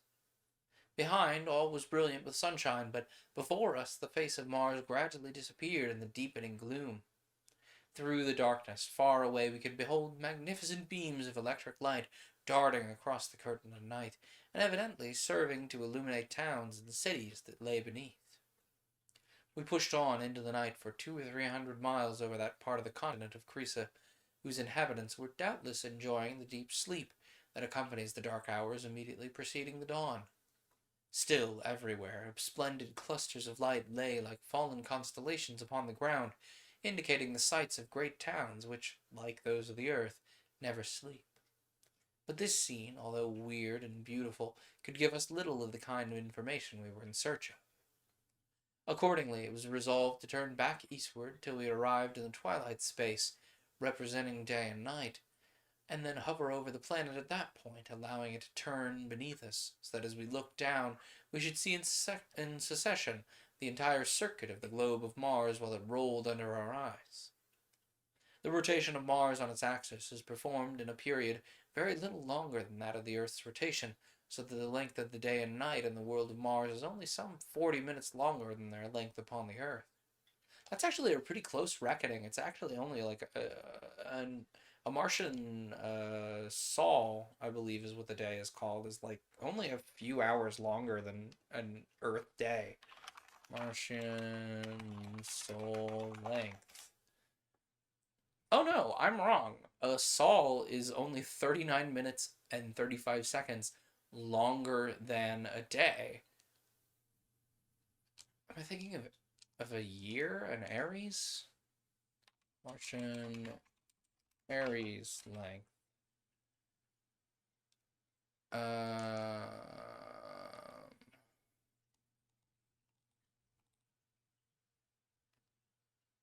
I must be thinking of something else. Anyway,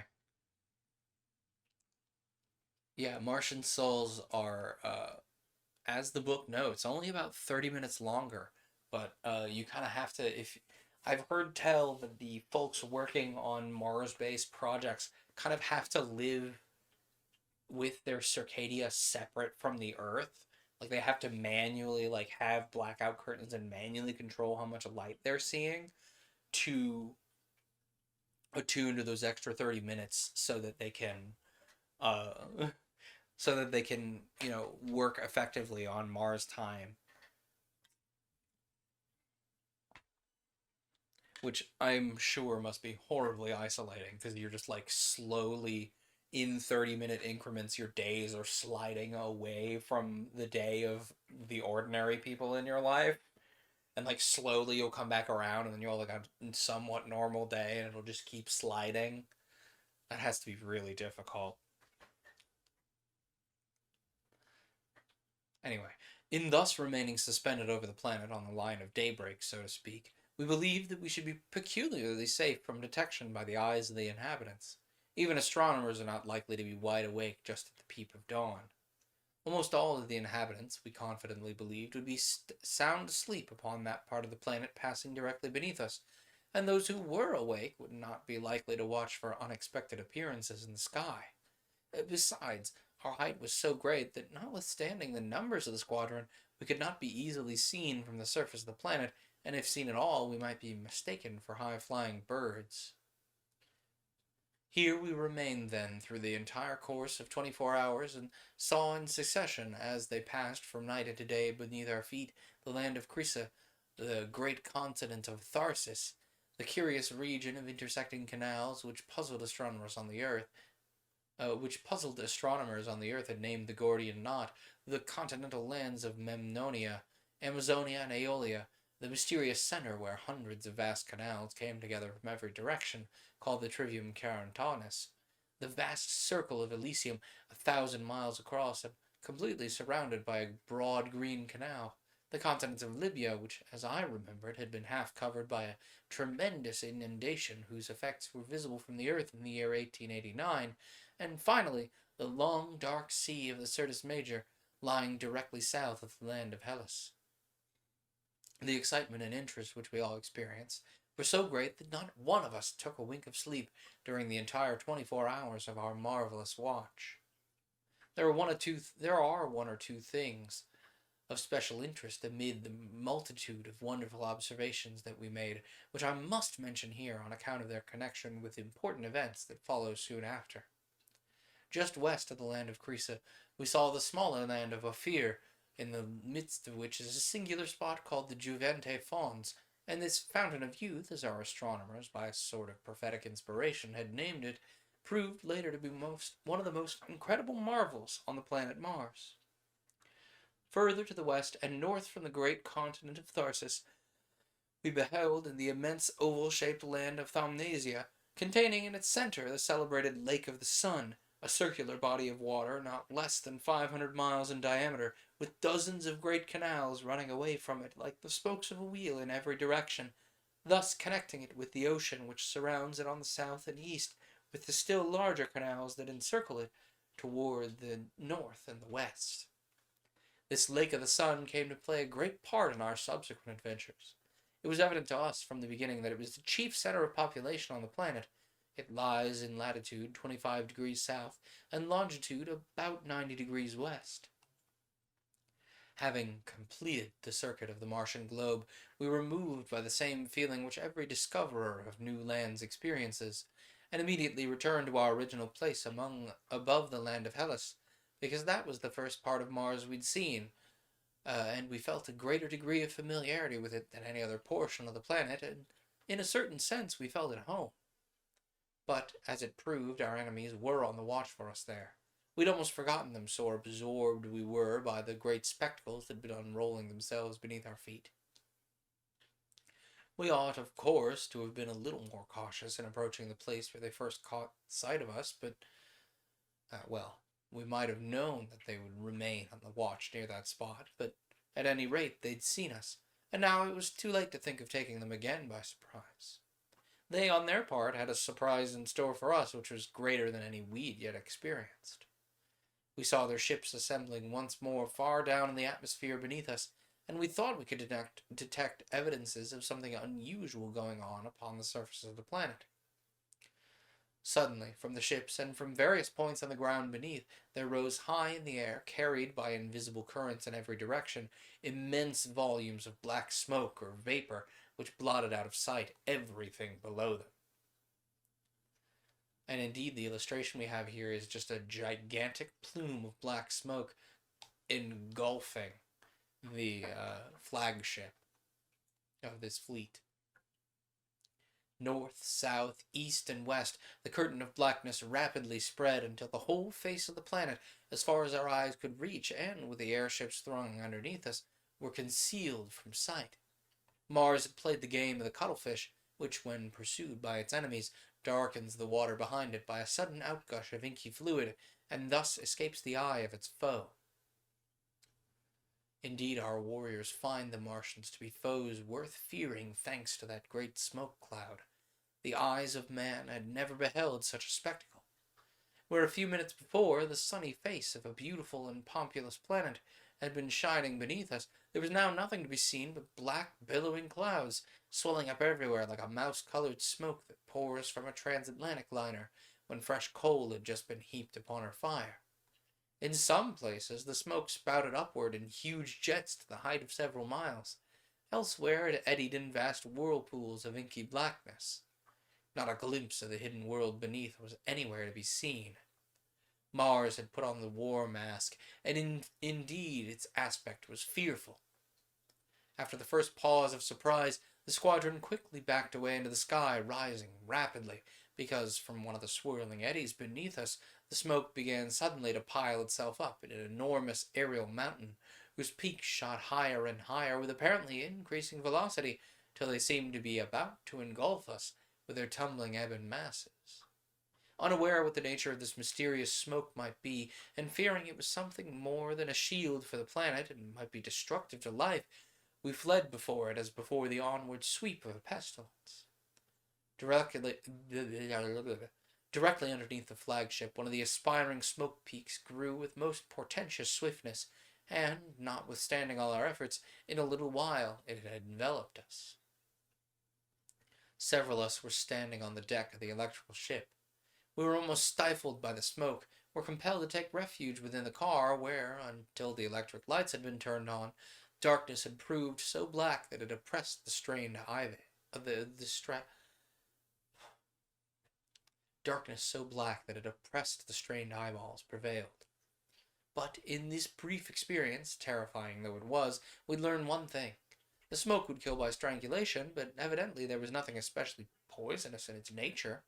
This factor might be of use to us in our subsequent proceedings. "This spoils our plans," says the commander. "There's no use of remaining here for the present. Let us see how far this thing extends." At first we rose straight away to a height of 200 or 300 miles, thus passing entirely beyond the sensible limits of the atmosphere, and far above the highest point that the smoke could reach.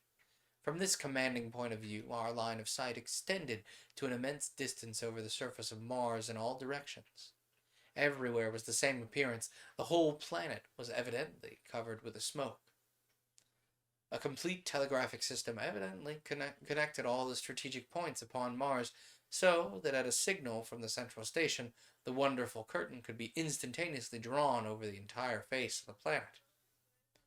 In order to make certain that no part of Mars remained uncovered, we dropped down again nearer to the upper level of the smoke clouds, and then completely circumnavigated the planet. It was thought possible that on the night side no smoke would be found, that it would be practicable for us to make a descent there. But when we had arrived on that side of Mars which was turned away from the sun, we no longer saw beneath us, as we had done on our previous visit to the night hemisphere of the planet, brilliant groups and clusters of electric lights beneath us. Instead, all was dark.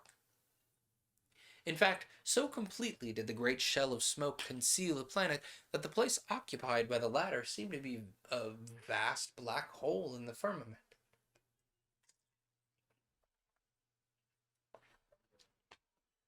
The sun was hidden behind it, and so dense was the smoke that even the solar rays were unable to penetrate it, and consequently there was no atmospheric halo visible around the concealed planet. All the sky around was filled with stars, but their countless hosts suddenly disappeared when our eyes turned in the direction of Mars. The great black globe blotted them out without being visible itself. Apparently we can do nothing here. Let us return to the daylight side, said Mr. Edison. When we had arrived near the point where we'd been when the wonderful phenomenon made its first appearance, we paused, and then, at the suggestion of one of the chemists, dropped close to the surface the smoke curtain, which had now settled into comparative quiescence, in order that we might examine it a little more critically. The flagship was driven into the smoke clouds so deeply that for a minute we were again enveloped in night. A quantity of the smoke was entrapped in a glass jar. Rising again into the sunlight, the chemists began an examination of the constitution of the smoke. They were unable to determine its precise character, but they found that its density was astonishingly slight. This accounted for the rapidity with which it had risen and the great height which it had attained in the comparatively light atmosphere of Mars. "It's evident," said one of the chemists, "that this smoke does not extend down to the surface of the planet. From what astronomers say as to the density of the air on Mars, it's probable the clear space of at least a mile in height exists between the surface of Mars and the lower limit of the smoke curtain. Just how deep the latter is we could only determine by experiment, but it wouldn't be surprising if the thickness of this great blanket that Mars has thrown around itself should prove to be a quarter or half mile." "Anyhow," said one of the United States Army officers, "they've dodged out of sight. I don't see why we should not dodge in and get at them. If there's clear air under the smoke, as you think, why couldn't the ships dart down through the curtain and come to a close tackle with the Martians?" "It would not do at all," said the commander. "We might simply run ourselves into an ambush. No, we must stay outside and, if possible, fight them from here." "They can't keep this up forever. Perhaps the smoke will clear off after a while. Then we'll have a chance." Not much hope of that. Not much hope of that, I'm afraid. The smoke could remain floating in the atmosphere for weeks. The only wonder to me is how they ever expect to get rid of it. When they think their enemies have gone, they need some sunshine again." All that is mere speculation. Let us get at something practical. We must do one of two things. Either attack them shielded as they are, or wait until the smoke is cleared away. The only other alternative, that of plunging blindly down through the curtain, is at present not to be thought of. "I'm afraid we couldn't stand a very long siege ourselves," suddenly remarked the chief commissary of the expedition, one of the members of the flagship's company. "What do you mean by that?" said Mr. Edison sharply, turning to him. "Well, you see, our provisions wouldn't hold out." "Wouldn't hold out!" exclaimed Edison in astonishment. "We've compressed and prepared provisions enough to last this squadron for 3 years." "We had, sir, when we left the Earth, but I'm sorry to say something's happened." "Something's happened? Explain yourself." "I don't know what it is, but on inspecting some of the compressed stores a short time ago, I found a large number of them were destroyed, whether through leakage of air or what, I don't know what it is.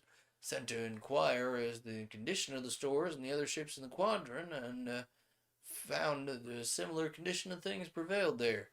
Fact is, we've got, in proper condition, about 10 days' provisions." "After that, we'll have to forage on the country, then." "Why didn't you report this before?"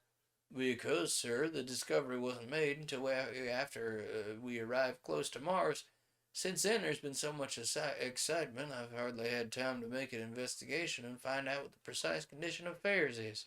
Besides, I thought we should land upon the planet, then we should be able to renew our supplies." I closely watched Mr. Edison's expression in order to see how this most alarming news would affect him. Although he fully comprehended its fearful significance, he did not lose his self-command.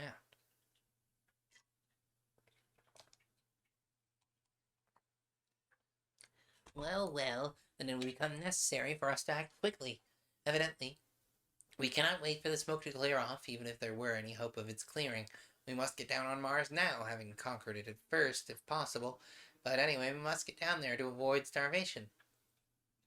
It's very lucky that we've got 10 days' supplies left. A great deal can be done in 10 days. A few hours after this, the commander called me aside and said, I've thought it all out. I'm going to reconstruct some of our disintegrators so that as to increase their range and their power. Then I'm going to have some of the astronomers of the expedition locate for me the most vulnerable points upon the planet where the population's densest and a hard blow would have the most effect. I'm going to pound away at them through the smoke, see whether we can't draw them out of their shell. With his expert assistance, Mr. Edison set work at once to transform a number of the disintegrators into still more formidable engines of the same description. One of the new weapons having been distributed to each of the members of the squadron, the next problem was to decide where to strike. When we first examined the surface of the planet, it would be remembered that we had regarded the Lake of the Sun and its environs as being the very focus of the planet. While it might also be a strong point of defense, an effective blow struck there would go to the enemy's heart and be more likely to bring the Martians promptly to terms than anything else. The first thing, then, was to locate the Lake of the Sun on a smoke-hidden surface of the planet beneath us. This was a problem that the astronomers could readily solve. Fortunately, in the flagship itself, there was one of the stargazing gentlemen who had made a specialty of the study of Mars. That planet, as I've already explained, was now in opposition to the Earth. The astronomer had records in his pocket which enabled him, by a brief calculation, to say just when the Lake of the Sun would be on the meridian of Mars as seen from Earth. Our chronometers still kept terrestrial time. We knew the exact numbers of days and hours that had elapsed since we departed, and so it was possible, by placing ourselves in a line between the Earth and Mars, to be practically in the situation of an astronomer in his observatory at home. Then it was only necessary to wait for the hour when the Lake of the Sun would be on the meridian of Mars, in order to be certain what the true direction of the latter from the flagship was. Having thus located the heart of our foe behind its shield of darkness, we prepared to strike. I have ascertained the vibration period of the smoke, so that it will be easy for us to shatter it into invisible atoms. You'll see that every stroke of the disintegrators will open a hole through the black curtain. If the field of destruction could be made wide enough, we might in that manner clear away the entire covering of smoke, but all that we should really be able to do with it would be able to puncture it with holes, which perhaps will enable us to catch glimpses of the surface beneath. In that manner we may be able more effectually to concentrate our fire upon the most vulnerable points. Everything being prepared, and the entire squadron having assembled to watch the effect of the opening blow and be prepared to follow it up, Mr. Edison himself poised one of the new disintegrators, which was too large to be carried in the hand, and, following the direction indicated by the calculations of the astronomers, launched the vibratory discharge into the ocean of blackness beneath. Instantly, there opened beneath us a huge, well-shaped hole from which the black clouds rolled violently back in every direction. Oh, we can see like the light beam piercing through the clouds in this illustration. There's two or three of the airships just kind of floating around. Very, very fascinating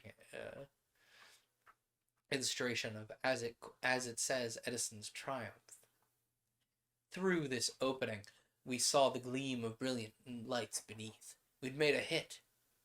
It's the Lake of the Sun, shouted the astronomer who had furnished the calculation by means of which his position had been discovered. And indeed, it was the Lake of the Sun. While the opening in the clouds made by the discharge was not yet wide, it sufficed to give us a view of the portion of the curving shore of the lake which was ablaze with electric lights. Whether our shot had done any damage beyond making the circular opening in the cloud curtain, we couldn't tell, for almost immediately the surrounding black smoke masses billowed in to fill up the hole. But in the brief glimpse we'd caught sight of 2 or 3 large airships hovering in space above that part of the Lake of the Sun, and its bordering city which we'd beheld. It seemed to me that in the brief glance I had, that one ship had been touched by the discharge and was wandering in an erratic manner, but the clouds closed in so rapidly I couldn't be certain.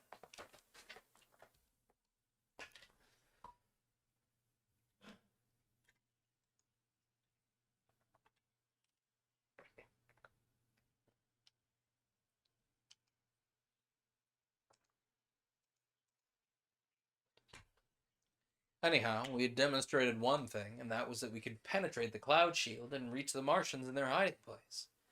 It had been prearranged that the first discharge from the flagship should be a signal for the concentration of fire of all the other ships upon the same spot.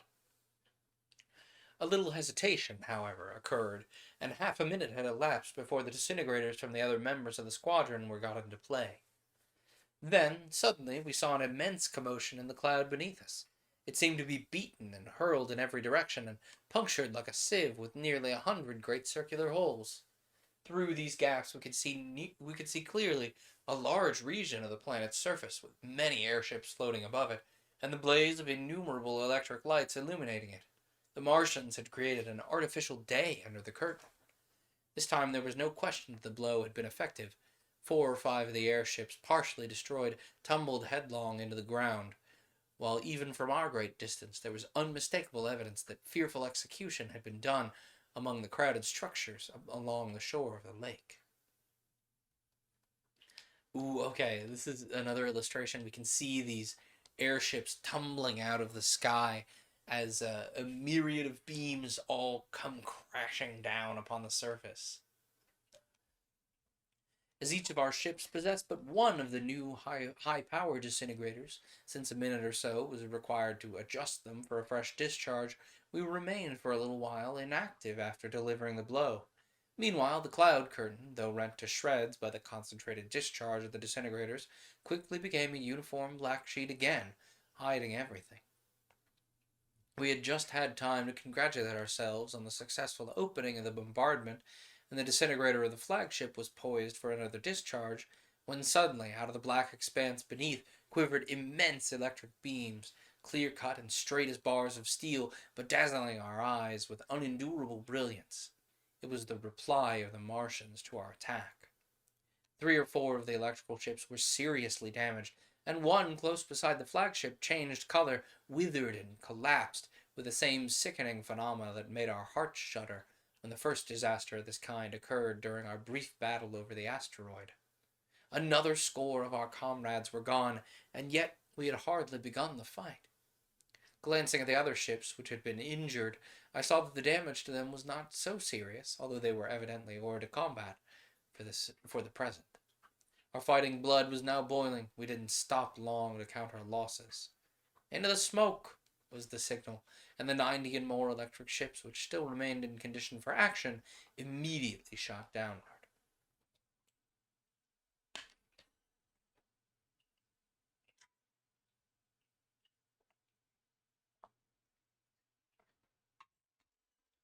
Alright, what is likely to be our last chapter for this particular evening, chapter 11, A Dash into the Smoke. It was a wild plunge. We kept off the decks while rushing through the blinding smoke, but the instant we emerged below, where we found ourselves still a mile above the ground, we were out again, ready to strike.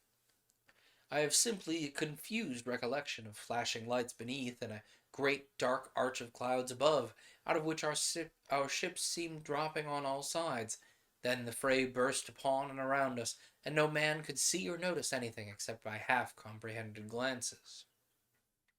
Almost in an instant, it seemed, a swarm of airships surrounded us, while from what, for lack of a more descriptive name, I shall call the forts about the Lake of the Sun, leaped tongues of electric fire, before which some of our ships were driven like bits of flaming paper in a high wind, gleaming for just a moment, then curling up, gone forever. It was an awful sight, but it was an awful sight, but the battle fever was raging in us, and we, on our part, were not idle. Every man carried a disintegrator, and these hand instruments, together with those of heavier caliber on the ships, poured their resistless vibrations in every direction through the quivering air. The airships of the Martians were destroyed by the score, but yet they flocked upon us thicker and faster. We dropped lower, and our blows fell upon the forts and upon the widespread city bordering the Lake of the Sun. We almost entirely silenced the fire of one of the forts, but there were 40 more in full action within reach of our eyes alone. Some of the metallic buildings were partially unroofed by the disintegrators, and some had their walls riddled and fell with thunder and crashes, whose sound rose to our ears above the hellish din of battle. I caught glimpses of giant forms struggling in the ruins, rushing wildly through the streets, but there was no time to see anything clearly. Our flagship seemed charmed. A crowd of airships hung upon it like a swarm of angry bees, and at times one could not see for the lightning strokes, yet we escaped destruction, while ourselves dealing death on every hand. It was a glorious fight, to be certain, but it was not war, no, it was not war.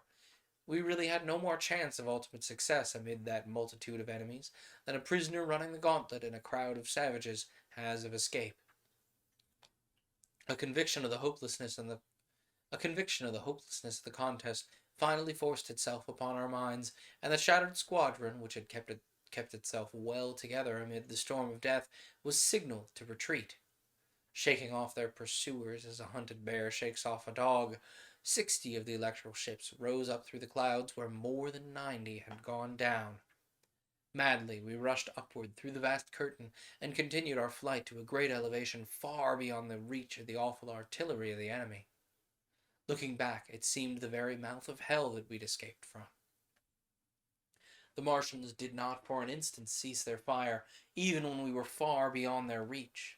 With furious persistence, they blazed away through the cloud curtains, and the vivid spikes of lightning shuddered so swiftly on one another's track, they were like a flaming halo of electric lances around the frowning helmet of the war planet. But after a while, they stopped their terrific sparring, and once more the immense globe assumed the appearance of a vast ball of black smoke, still wildly agitated by the recent disturbance, but exhibiting no opening through which we could discern what was going on beneath. Evidently, the Martians believed they'd finished us. At no time since the beginning of our adventure had it appeared to be quite so hopeless, reckless, and mad that it seemed at present. We'd suffered fearful losses, and yet what had we accomplished? We won 2 fights on the asteroid, that's true, but we had overwhelming numbers on our side. Now we were facing millions on their own ground, and our very first assault had resulted in a disastrous repulse, with a loss of at least 30 electric ships and 600 men besides. Evidently, we couldn't endure this kind of thing. We must find some other means of assailing Mars, or else give up the attempt. But the latter was not to be thought of. It was no mere question of self-pride, however, and no consideration of the tremendous interests at stake which could compel us to continue our apparently vain attempt. Our provisions, they could only last a few days longer. The supply wouldn't carry us a quarter of the way back to the Earth, so we had to remain here and literally conquer or die. In this extremity, consultation of the principal officers was called upon the deck of the flagship. Here the suggestion was made that we should attempt to effect by strategy what we had failed to do by force. An old army officer who had served in many wars against the cunning Indians of the West, Colonel Alonzo Jefferson Smith, was the author of this suggestion. Let us circumvent them. We can do it in this way. Chances are that all the available fighting force, planet Mars, is concentrated on this side, neighborhood of that Lake of the Sun. Possibly, maybe some kind of X-ray business. They can only see dimly through the cloud. If we get a little further away, they won't be able to see us at all. I suggest a certain number of the ships be withdrawn from the squadron to a great distance. The remainder will stay here, or better still, approach to a point just beyond the reach of them lightning streaks. Try and bombard the clouds without paying attention to whether they reach through the clouds or do damage. This will induce the Martians to believe we're determined to press our attack, and in the meanwhile, these ships are raising a hullabaloo and drawing their fire as much as we can without running into actual danger. And the other ones that have been selected for the purpose, they sail rapidly around to the other side of Mars, take them in the rear.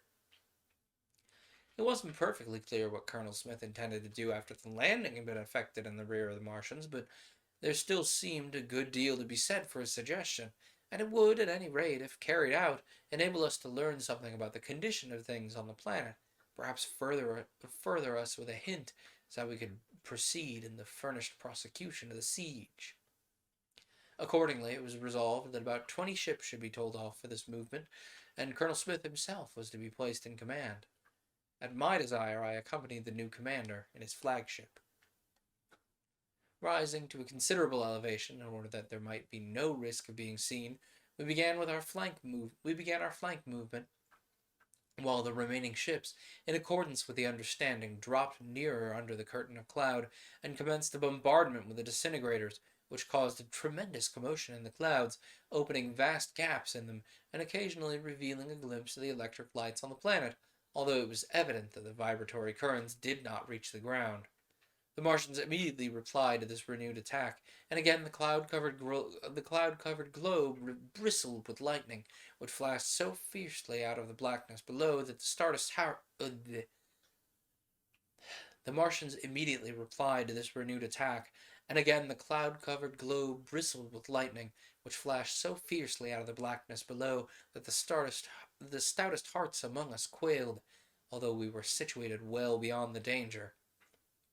But this sublime spectacle rapidly vanished from our eyes when, having attained a proper elevation, we began our course to the opposite hemisphere of the planet. We guided our flight by the stars and from our knowledge of the rotation period of Mars, and the position which the principal points on its surface must occupy at certain hours. We were able to tell what part of the planet lay beneath us. Having completed our semicircuit, we found ourselves on the night side of Mars, and determined to lose no time in executing our coup.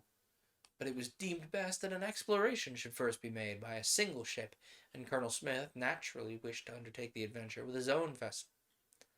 We dropped rapidly through the black cloud curtain, which proved to be at least a half-mile in thickness, then suddenly emerged as if suspended at the apex of an enormous dome, arching above the surface of the planet a mile beneath us, which sparkled on all sides with innumerable lights. These lights were so numerous and so brilliant as to produce a faint imitation of daylight, even at our immense height above the ground, and the dome of cloud out of which we emerged assumed a soft fawn color that produced an indescribably beautiful effect. For a moment we recoiled from our undertaking and arrested the motion of the electric ship, but on closely examining the surface beneath us, we found that there was a broad region where comparatively few bright lights were to be seen. From my knowledge of the geography of Mars, I knew this was part of the land of Ausonia, situated a few hundred miles northeast of Hellas, where we'd first seen the planet. Evidently, it wasn't so thickly populated as some of the other parts of Mars, and its comparative darkness was an attraction to us. We determined to approach within a few hundred feet of the ground with the electric ship, then, in case no enemies appeared, to visit the soil itself. Perhaps we should see or hear something that'll be of use to us. For the purposes of this first reconnaissance, it's better that we should be few in number. The other ships are awaiting our return. At any rate, we won't be gone long. As our car approached the ground, we found ourselves near the tops of some lofty trees. "This'll do," said Colonel Smith to the steersman. "Stay right here."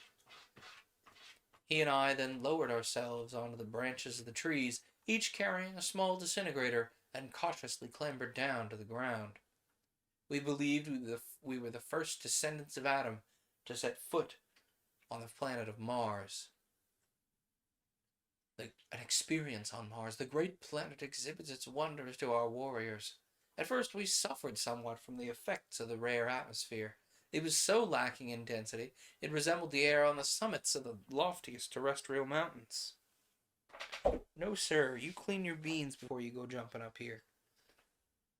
Sorry, library just used the box, so I didn't want bean dust. You know what I mean? Anyway, having reached the foot of the tree in safety, we lie down for a moment on the ground to recover ourselves and to become accustomed to our new surroundings. A thrill, born half of wonder, half of incredulity, ran through me at the touch of the soil of Mars. Here was I, actually on that planet which had seemed so far away, so inaccessible, and so full of mysteries when viewed from the Earth.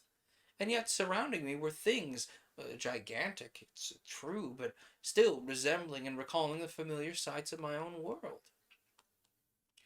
After a little while, our lungs became accustomed to the rarity of the atmosphere, and we experienced a certain stimulation in breathing. We then got upon our feet and stepped out from under the shadow of the gigantic tree. High above, we could faintly see our electrical ship gently swaying in the air close to the treetop. There were no electric lights in our immediate neighborhood, but we noticed that the whole surface of the planet around us was gleaming with them, producing an effect like the glow of a great city seen from a distance at night. The glare was faintly reflected from the vast dome of clouds above, producing the general impression of a moonlight night upon the earth. It was a wonderfully quiet and beautiful spot where we'd come down. The air had a delicate feel and a bracing temperature, while a soft breeze sighed through the leaves of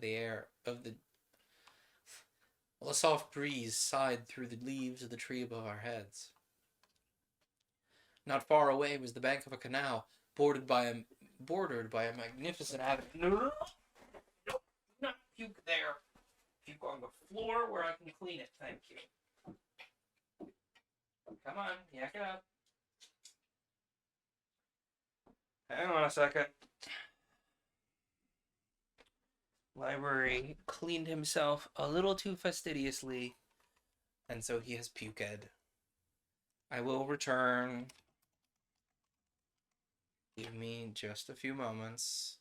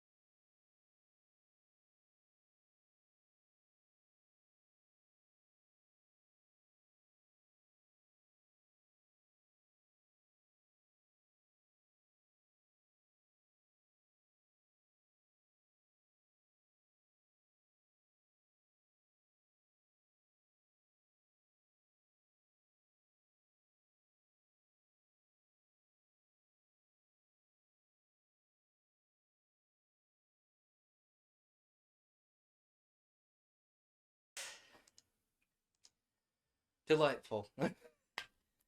Library escaped in the process of me cleaning up that puke. Which, I want to stress, he's actually been really, really good about eating at a reasonable speed lately. In fact, barring, I think most of the times that he's been puking lately have just been hairballs that happen to have food in them. So he's actually really improved. For a second there, I thought he was settling down, like right here. I thought he was settling down to yarf again, and I'm like, sir. Okay, let's finish this chapter and then call it, shall we? Not far away was the bank of a canal, bordered by a magnificent avenue shaded by a double row of immense umbrageous trees. We approached the canal, and getting upon the road, turned to the left to make an exploration in that direction. The shadow of the trees falling upon the roadway produced a dense gloom, in the midst of which we felt that we should be safe, unless the Martians had eyes like those of cats. As we pushed along, our hearts, I confess, beating a little quickly, a shadow stirred in front of us. Something darker than the night itself approached. As it drew near, it assumed the appearance of an enormous dog as tall as an ox, which ran swiftly our way with a threatening motion of its head. But before it could even utter a snarl, the whir of Colonel Smith's disintegrator was heard, and the creature vanished in the shadow. Gracious, you ever see such a beast? He's big as a grizzly. The people he belonged to must be nearby. Very likely he was a watch on guard. I see no signs of habitation. True, but you observe there's a thick hedge on the side of the road opposite the canal. If we get through that, perhaps we'll catch sight of something. Cautiously, we pushed our way through the hedge, which was composed of shrubs as large as small trees and very thick at the bottom. Having traversed it, found ourselves in a great meadow-like expanse which might have been a lawn. At a considerable distance, in the midst of a clump of trees, a large building towered skyward, its walls of some red metal, gleaming like polished copper in the soft light that fell from the cloud dome. There were no lights around the building itself, and we saw nothing corresponding to windows on that side which faced us, but toward the right a door was evidently open, and out of this streamed a brilliant shaft of illumination, which lay bright upon the lawn, then crossed the highway through an opening in the hedge, and gleamed on the water of the canal beyond. Where we stood, the ground had evidently been recently cleared. There was no obstruction, but as we crept closer to the house, for our curiosity had now become irresistible, we found ourselves crawling through grass so tall that if we stood tall, it would have risen well above our heads. "This affords good protection," said Colonel Smith, recalling his adventures on the western plains. "We can get close to the Indians. Well, I'm sorry. I beg your pardon. I mean the Martians, without getting seen." Heavens, what an adventure was this! To be crawling about in the night on the face of another world, venturing perhaps into the jaws of a danger which human experience couldn't measure. But on we went, and in a little while we had emerged from the tall grass and were somewhat startled by the discovery that we got close to the wall of the building. Carefully, we crept around to the open door. As we neared it, we suddenly stopped as if we'd been stricken with instantaneous paralysis. Out of the door floated, on the soft night air, the sweetest music I've ever listened to. It carried me back in an instant to my own world.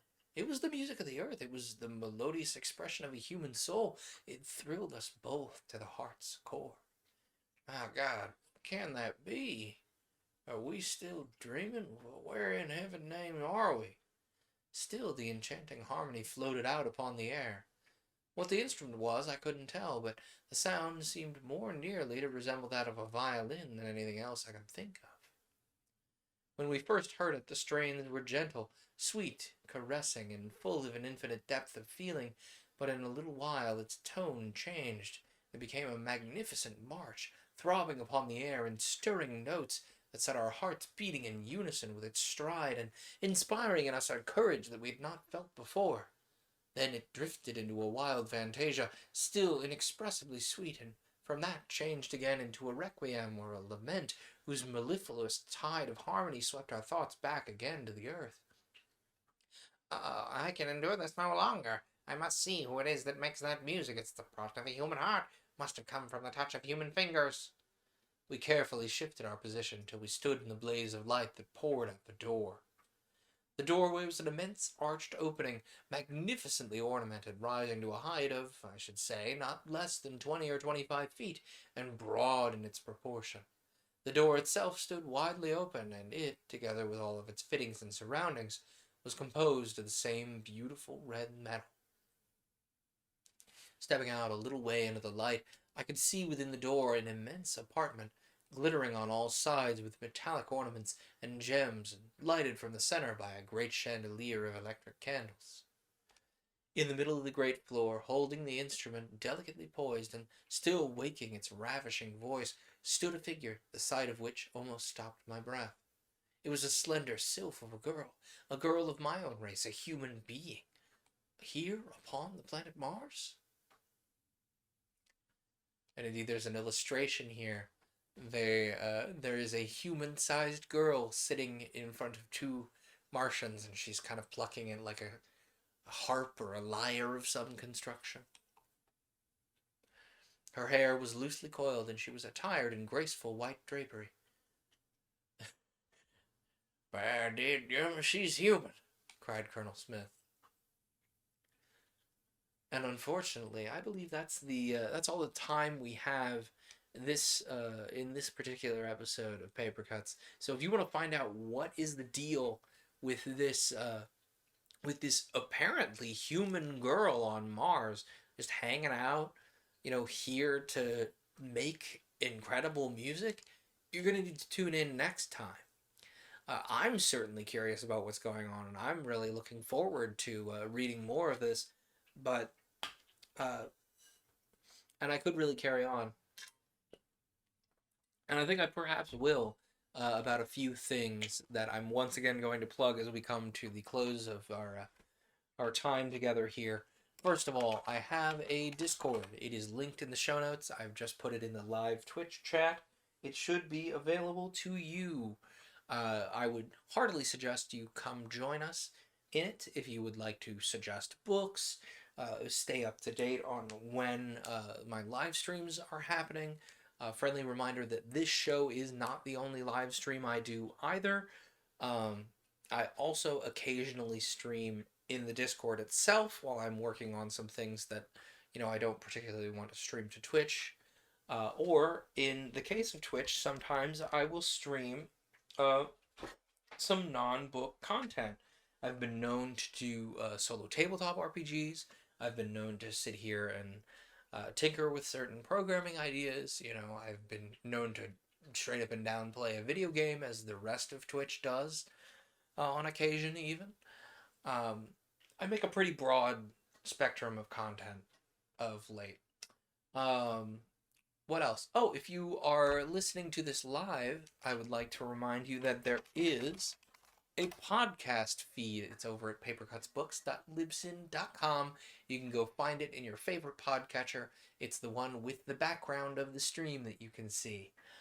What else? I have a YouTube channel. If you feel like you have been missing out on things around here, slowly but surely I continue to post VODs over there. Over time it will eventually catch up to the stream. It may even get ahead of the podcast feed if I am really on the ball. So if you feel that the podcast feed is moving a little too slowly, maybe keep an eye on YouTube. Sometimes I will get ahead of myself, and things will come out a little earlier there. You also get the completely unabridged show on YouTube, that includes generally a good-sized portion of the breaks, if you liked the music that was playing, although that's not always the case. But you also get 100% of the time that we have with our cats here, which we do not normally get in the podcast feed. What else? I think that's everything at large on the internet. Technically, I do have a TikTok. I've been slowly but surely editing more short-form video for that. It's a necessary evil, unfortunately. I don't care for it, but I do it anyway, and occasionally I have some fun. Anyway, I think that's all my various plugs. Once again, I heartily suggest you check out the show notes if you are a podcast listener. There's going to be a link to the book in there. There's going to be a link to the Discord, a link to the Twitch, and some other supporting information that I find would be very handy. With all that said, this has been Paper Cuts, and I hope it didn't sting.